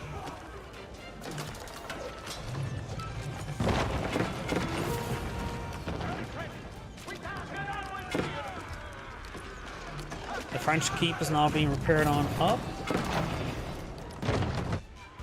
It goes on down. The English player does also have 4 relics, which is quite important. I wonder, does he have Tideborn? Yes, he does.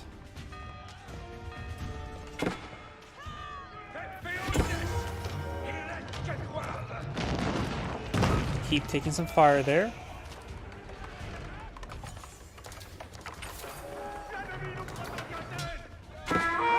Horseman pushes the way forward. Keep firing a bombard onto that horseman.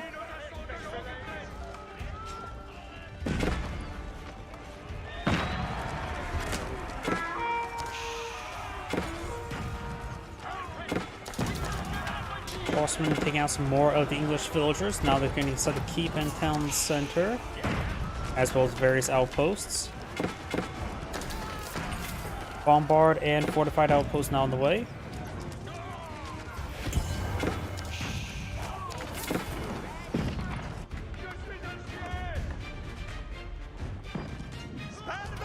Villagers not getting hit by these horsemen now. Spearmen now moving around to retaliate.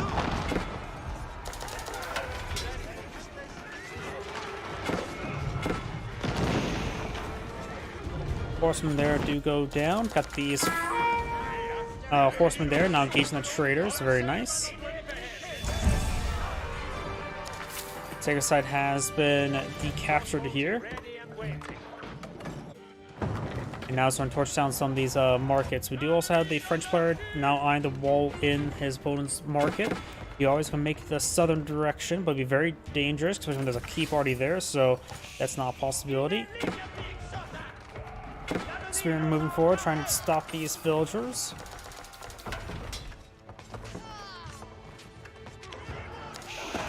And cannoneers pushing the way forward. Footmen advancing. We got a very large number of French hand cannoneers here. Royal Knights are advancing.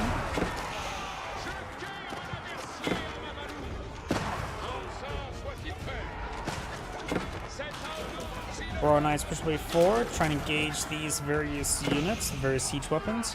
And cannoneers getting some good damage there. Siege weapons starting to go on down. English player has plenty of resources stockpiled up, going for more spearmen. Overall, and now the crossbows actually have a more appropriate counter, or able to appropriately more counter this opponent's composition, since we see so many Royal Knights. And looks like the French player has lost a good number of villagers. He must have deleted a good chunk of them. Some of them did go down right here. Got some vital traders here as well.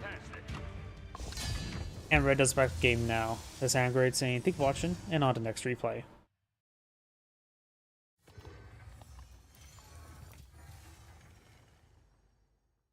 One moment, please, as I bam that bot.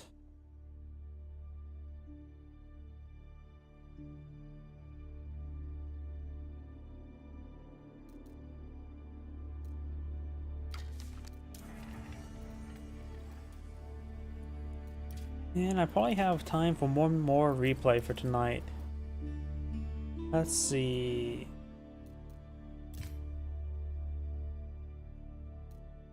Could do this one.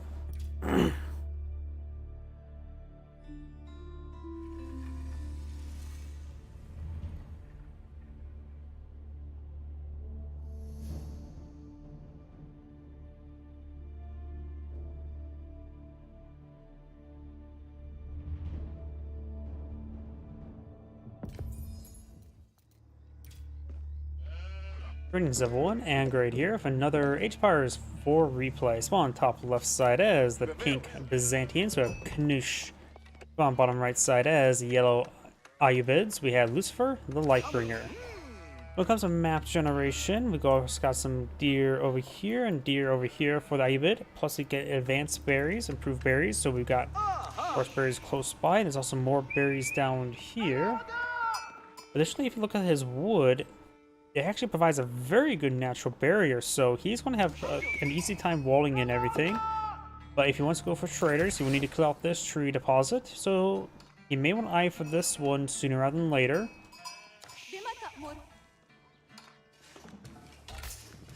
Forest pink over here can make good use of berries as well. That berry deposit's there. We also got an early olive grove there, so he's probably going to eye for a grand winery. We also got some berries up here, a little bit more exposed. We also got a good amount of deer, a whole bunch of resources here in this area. Very congested amount of resources. Plus this large gold deposit spawned pretty much on his side of the map as well. While the other gold deposits here in the open, in the shrubland. So overall, it looks like both players have decent map generation, but I think it's better towards the Byzantine player. Grand Winery now being built, and the cistern will cover the berries entirely as well.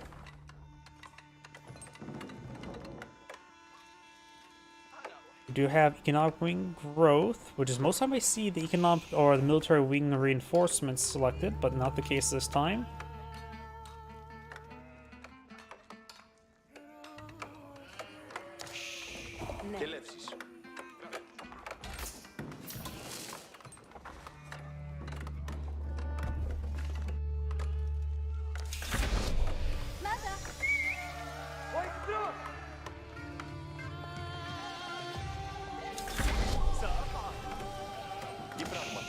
We do now have the archery range now being deployed on the field.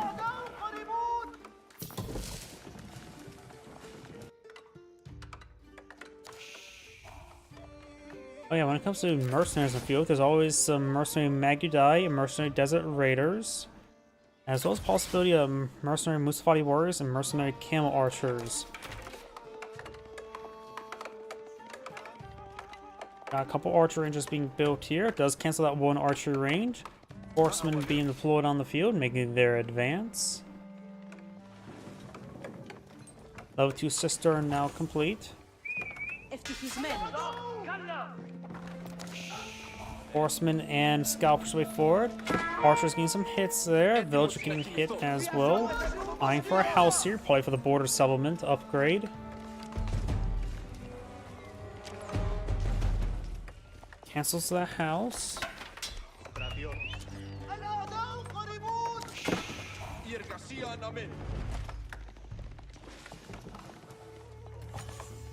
Got the Hardened Lumentani research now complete.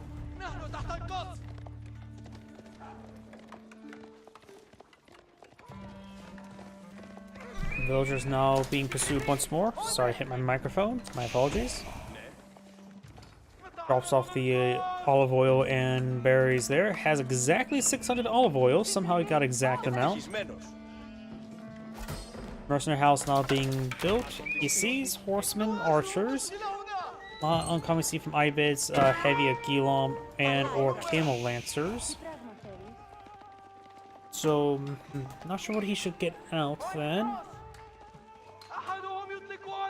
He's going for the Eastern Mercenary contract. You know, I really don't see the Eastern Mercenaries all too often. You can bring in some Keshiks out. Gotta be careful not to boil too many of them, or else the camels will debuff them to non-existent. But later on, the Tower Elephant can be very nice.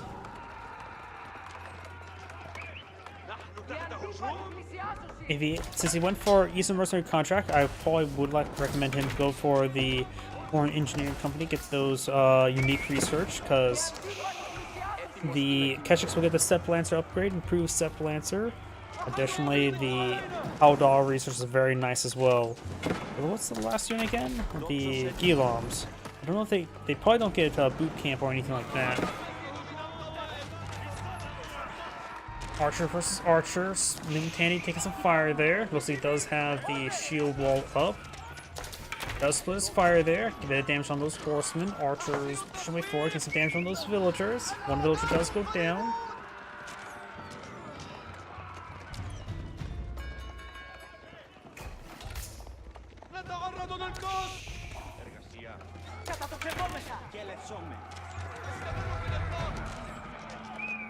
Howdy. Archers now engaging archers. Horsemen pressing forward once again. I actually just don't really play on. I don't really play Age of Empires 4 online, and when I did, I just play unranked.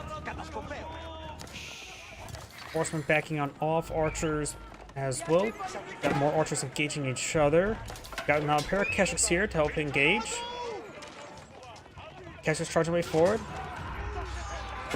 Not sure. Archers taking a bit of damage there. Keshiks charging, getting some damage. Getting some good hits there. Wolf getting some bites on in as well. Keshiks drawing a lot of fire there. Limitani advancing. Some of the horses will go down. Does pull back this Keshik in time. When the Limitanis do go down, archers push right forward. Now being pursued by these one's archers. Keshik still staying around. Try and keep him alive. Maybe try to get healed up by an H3 monk. Maybe try to go around raid around to get some healing.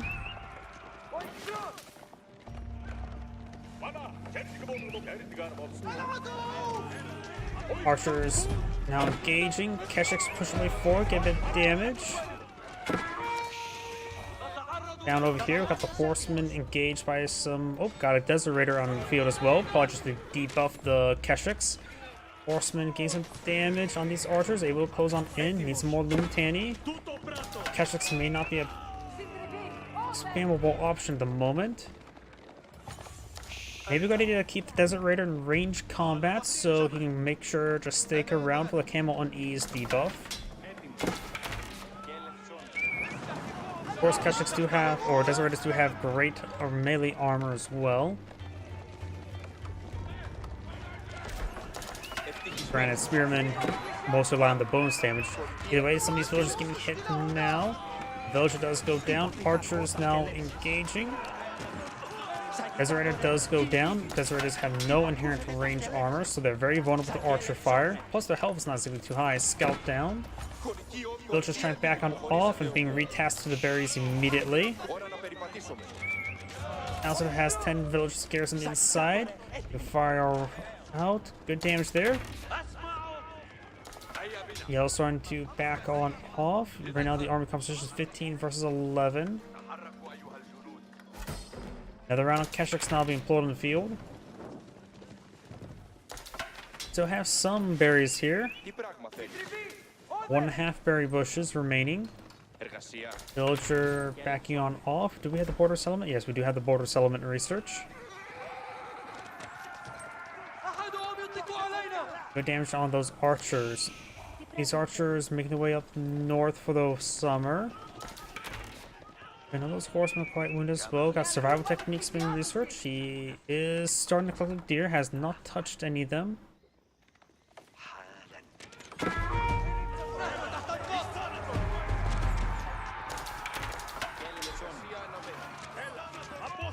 Limitani does get trying to engage. Archers now picking up the Limitani. Byzantine archers backing on off. Villagers trying to retest the food deposit. You can always activate their Cretal defense in order to get them additional armor. Archers now out of Limitani to protect them. Horsemen backing off away from Town Center 5. We have 10 villagers garrisoned in the inside. Only looks like 4 olive groves currently deployed in the moment. Can't afford a couple more, but of course he needs a little bit more of everything on the field. The Ayubid player does have a bit of resources. Members will replay systems bugged out. You don't see the age of progress for the Ayubid, so you have to be routinely checked back. He's starting to collect the resources for the next age, but he's still building some more horsemen archers.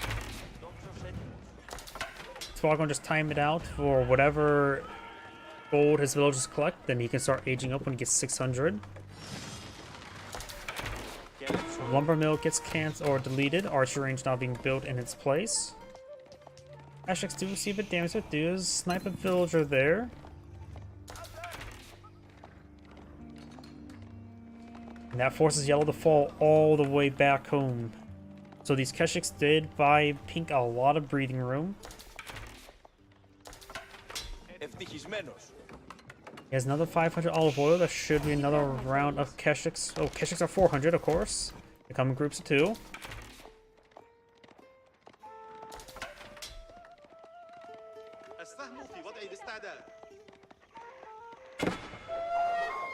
Wolves gain some bites there. Outposts now going on up, which will help not only provides protection for the villagers, but also see through all the shrubbery, which is very important. Horsemen pursuing these villagers. Villagers do fall back preemptively, allowing him not to be pursued. Yellow just saw an abandoned mine there. Handful of walls there. Scout and Keshiks now engaging the outpost. Horsemen taking time to torch down that house.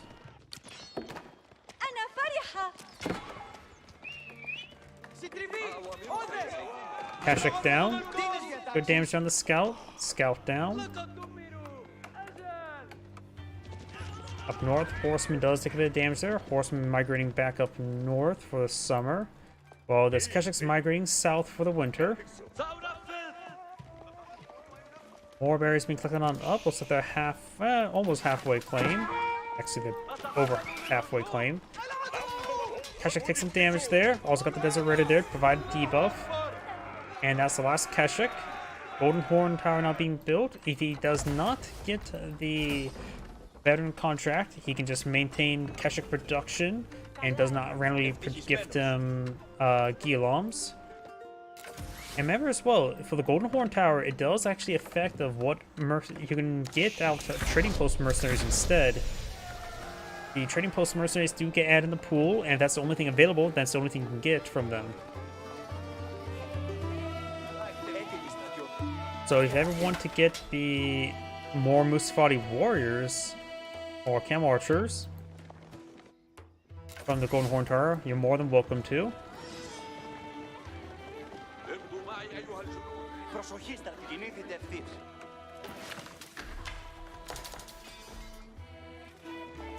Yellow's now advancing. Oh, Yellow has advanced next age. That's what I mean where I don't get any notifications. It's bugged out for the Ayubid. So he has gone for something here, which probably includes the Dervish. No, it didn't get the Dervish. He went for the cheaper and faster age up research he must have.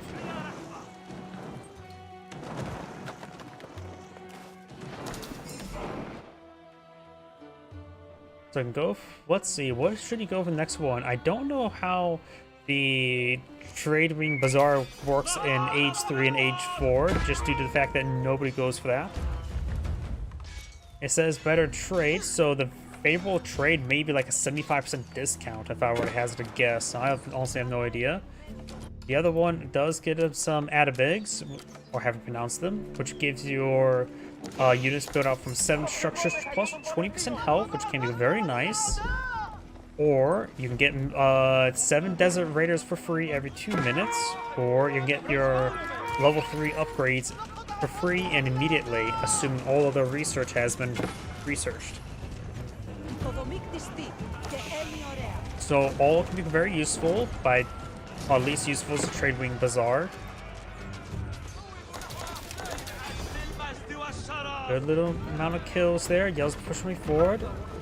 Yellow has an army of 48, which Pink does have an army of 40. Yellow's charging way forward. Spearmen don't get any spear braces there. Branding Guard taking some damage there. Archers push way forward as well. Monk goes down. Mangonel finds a small splash right there on one of the archers. Keshiks now coming for a flank. They're not veteran Keshiks just yet, just regular Keshiks.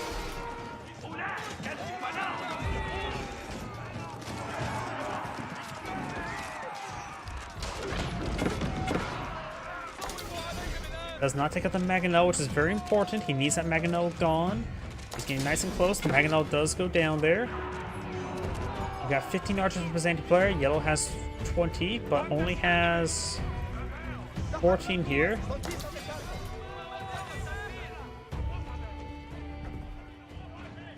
Varangian Guard now advance away forward, just trying to pursue these archers. Archers just trying to run away. Got a couple crossbows fought by Yellow on the field. 3 are in total. All 3 are right here. Both sides are claiming relic. Do we see? Okay, it's a different one there.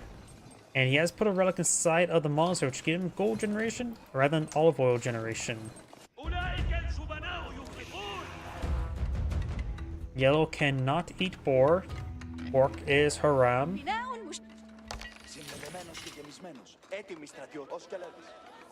We now have the teardrop shield research on the way.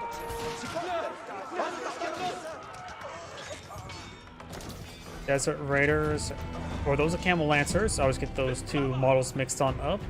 Very little different on the models. Oh, different. It's the guy in the back and the camel head. Desert Raiders have a bronze-looking camel head, while the Camel Lancers have a silver metal head.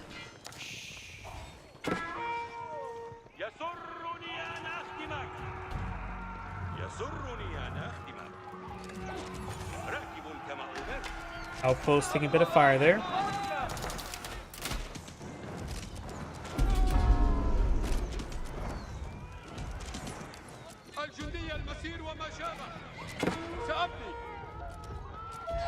Over here, we do now have Keshiks getting some good damage on those villagers, but looks like the wolves were aiding them. We do now have the veteran Keshik research as well. Another villager does go down.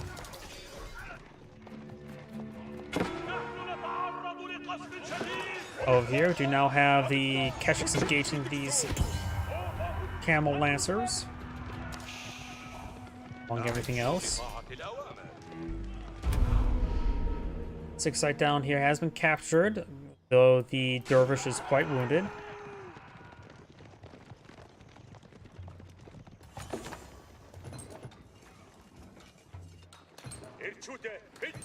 Fortified outpost now being built.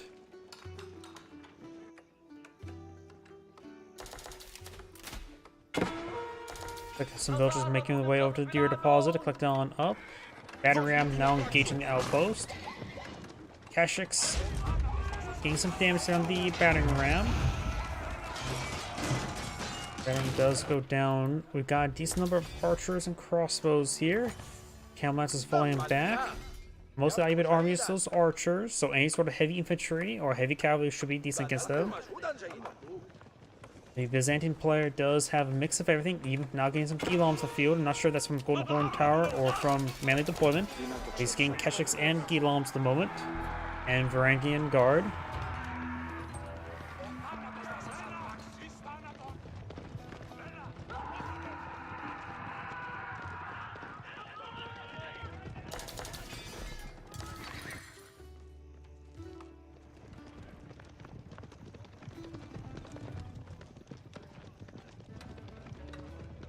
Outpost going on up over here. Now the Camel Lancer does get some villager kills.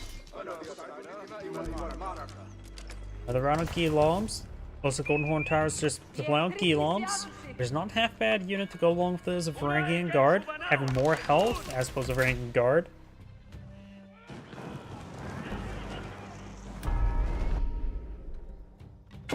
I drop the second side with a relic in hand. Keshik's backing out all from the Camel Lancers.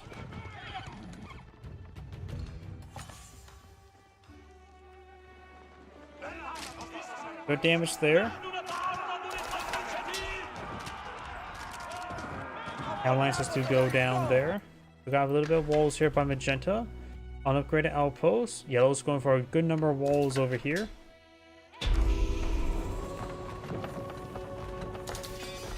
Κλείσε και λεύση σου.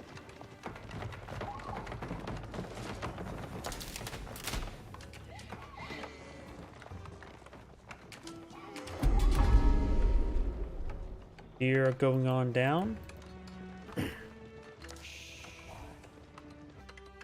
Ετοιμάστε. Mill being deployed on out.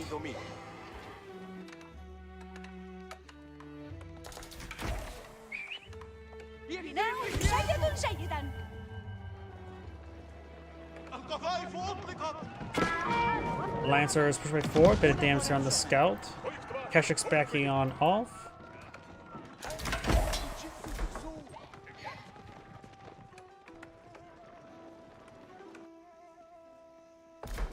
Another house over here.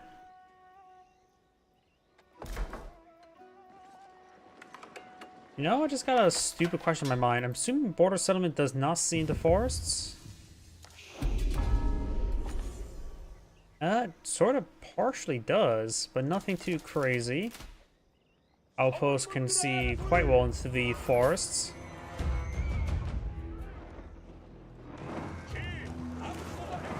Think gain some torch damage there onto the gate. Villager push way forward, trying to repair up the gate.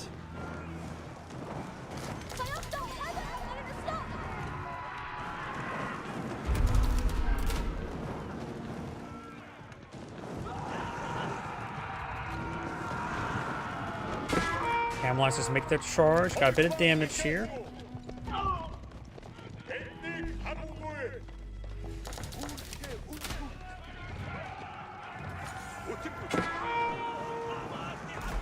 House getting some fire here. Crossbows getting some damage. Lumitani behind. Camelites is trying to shoot the Keshiks, but they're going just back on off. Up north, we do have an outpost now under fire from the Camel Lancers.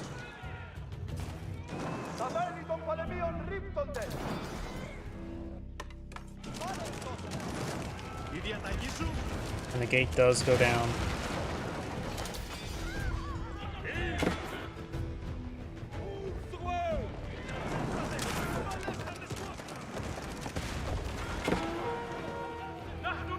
Up north, we got these forces torching down some housing.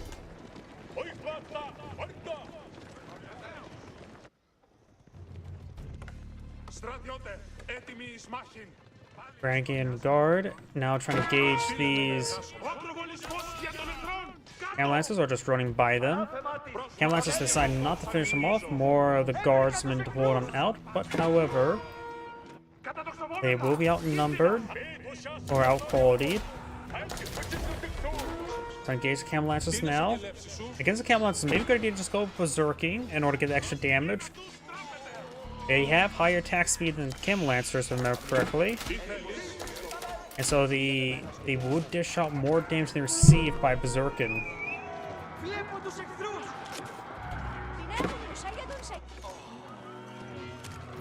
Got Spring Gold here. Spring Gold could just be a move forward, help him out. Those Camel Lancers doing some good amount of damage. They finally get cleaned on up. Takes out push way forward, taking out some Guillaumes. Yellow's armies right now is composed of archers and crossbowmen. I think those are the same archers. He hasn't not really committed them all too much. It's been mostly the Camel Lancer action recently. Does have a handful of Guillaumes in the field.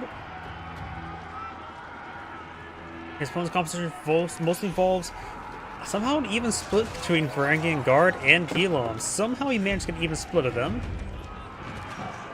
Has some Lumitani, but they're just hardened Lumitani, not even veteran Lumitani.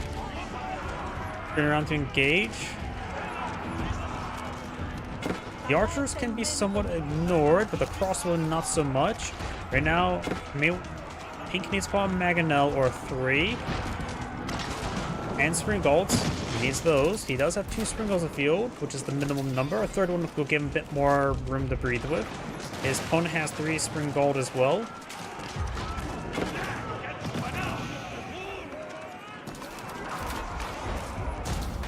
When the Mangonels go down, it may be a good idea for Pink just suicide his Springalds onto the Mangonels, because his opponent's Springalds are only useful to protect his Mangonels. But if the Mangonels are dead, there's nothing for them to protect. Pink's getting whittled down by the Mangonel fire. One of Yellow's Mangonels to go down. Spring Gold's fired away. Pink does lose a Spring Gold. Pink killed the last of the Yellow Spring Golds. Yellow's backing on off. There's also fighting against a Mangonel, which is a hard counter to all his ranged units. Plus, it's also this Mangonel placing slowly whittling him down. Does do 9 times 3, which can be improved by more range arrow research, which he already has in both at the moment. More damage there. Crossbowmen, archers push forward. Rennian guard and Gilams do fall back.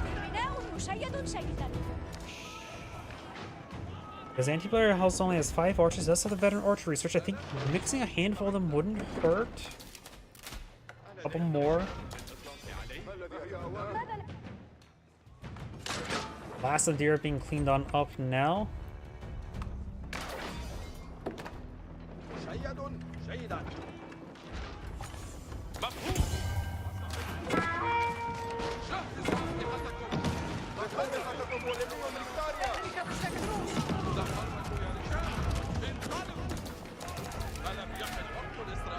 He has a larger army on the field. And also, side note as well, don't rely on the destroy value in this game and the army value. Olive oil units are not counted to this numbers up here or down there.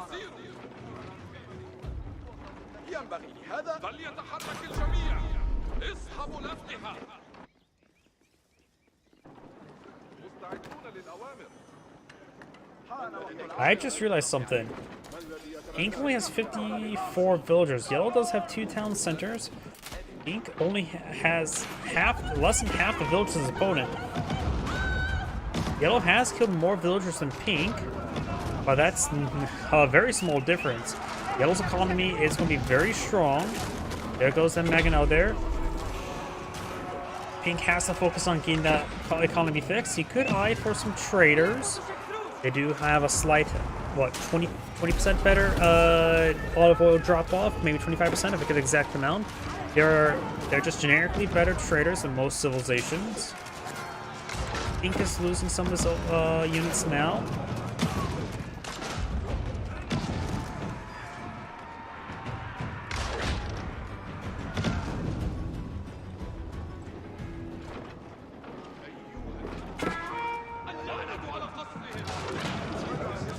Gilam does go down.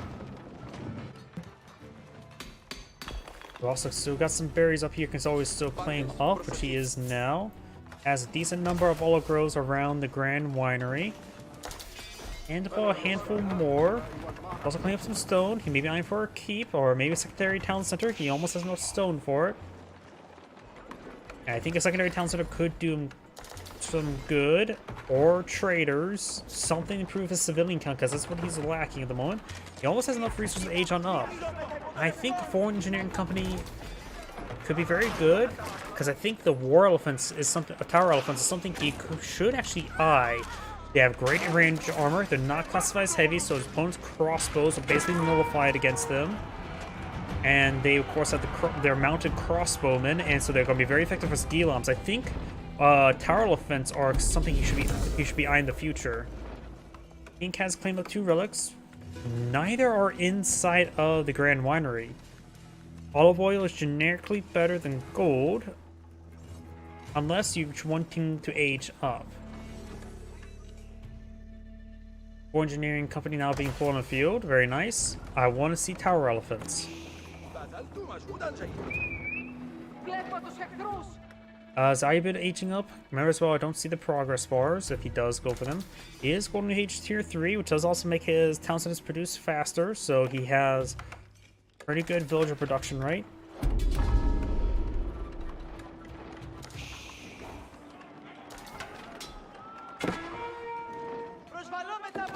Scout down, not big surprise. Pink's eyeing for a secondary town center next to that gold deposit, which makes sense. It may be worth to go for a keep next to as well as an outpost. Outpost for spotting, keep for defense, town center for extra defense, and villager production.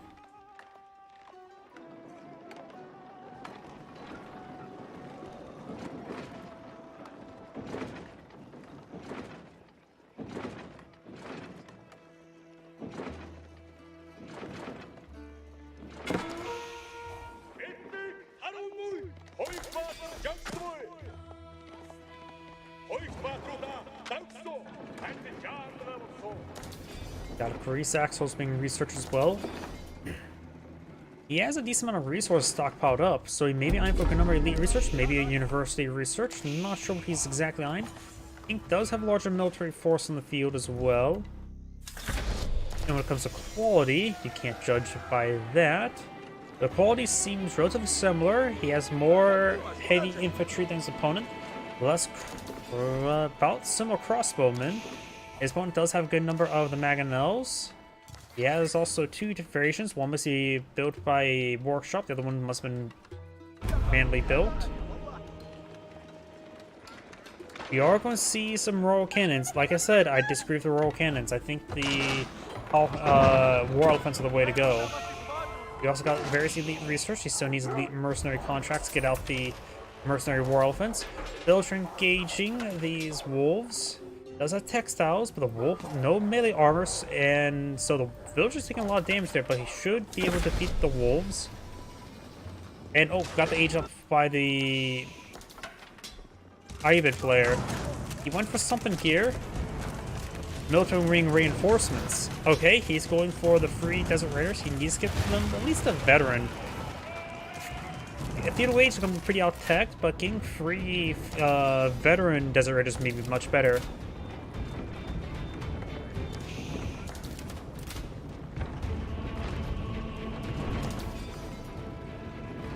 Yep. And going for the last trade wing does not give like some sort of weird H5 variant. It still be an H4 variant. But yep, he will be getting more Desert Raiders soon. Do now have the Elite Gilon research. We've got the Ferocious Speed and more range armor.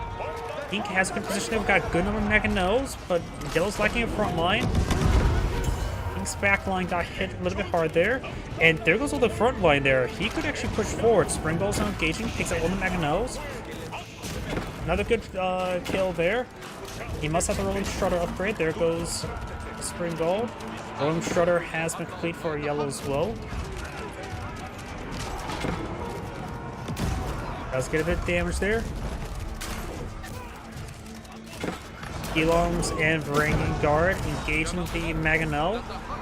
Just Pink with the Mangonel makes the Springbolds worthless, though Pink's lost all of his Springbolds.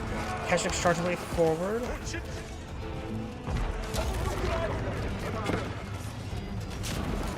And all those siege weapons do go down. Pink has a small army than his opponent at the moment. Yep, Pink's now playing another pair of Springbbolds. Desert Raiders, reinforcements have been pulled in the field. Still not veteran.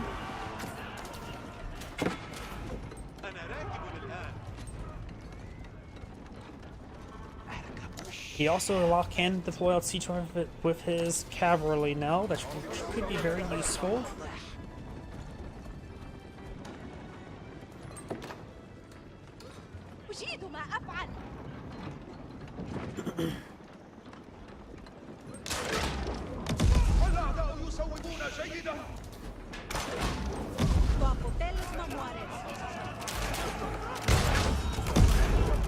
Elongs do take a bit of damage there.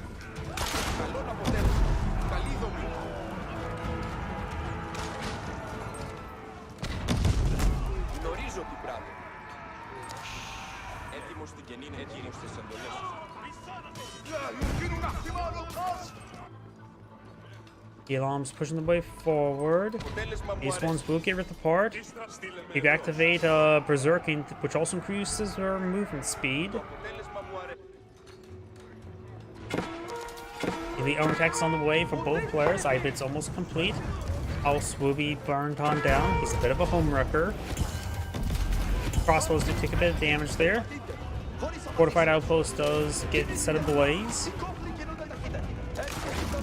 No elite mercenary research, so maybe I'm just not going to elite mercenaries, just solely eyeing for the Holy Engineering Company's siege weapons. Springbold, do take out Springbold there. Hand candy is being pulled up by the Ibid player. Great volley there from the Mangonel. Desert Raiders charging way forward. Desert Raider has no inherent range armor. Desert Raiders do go down. They'll have now some veteran horsemen charging way forward. Veteran Desert Raider and elite horseman research on the way. Pink's Royal Cannon starting to go on down.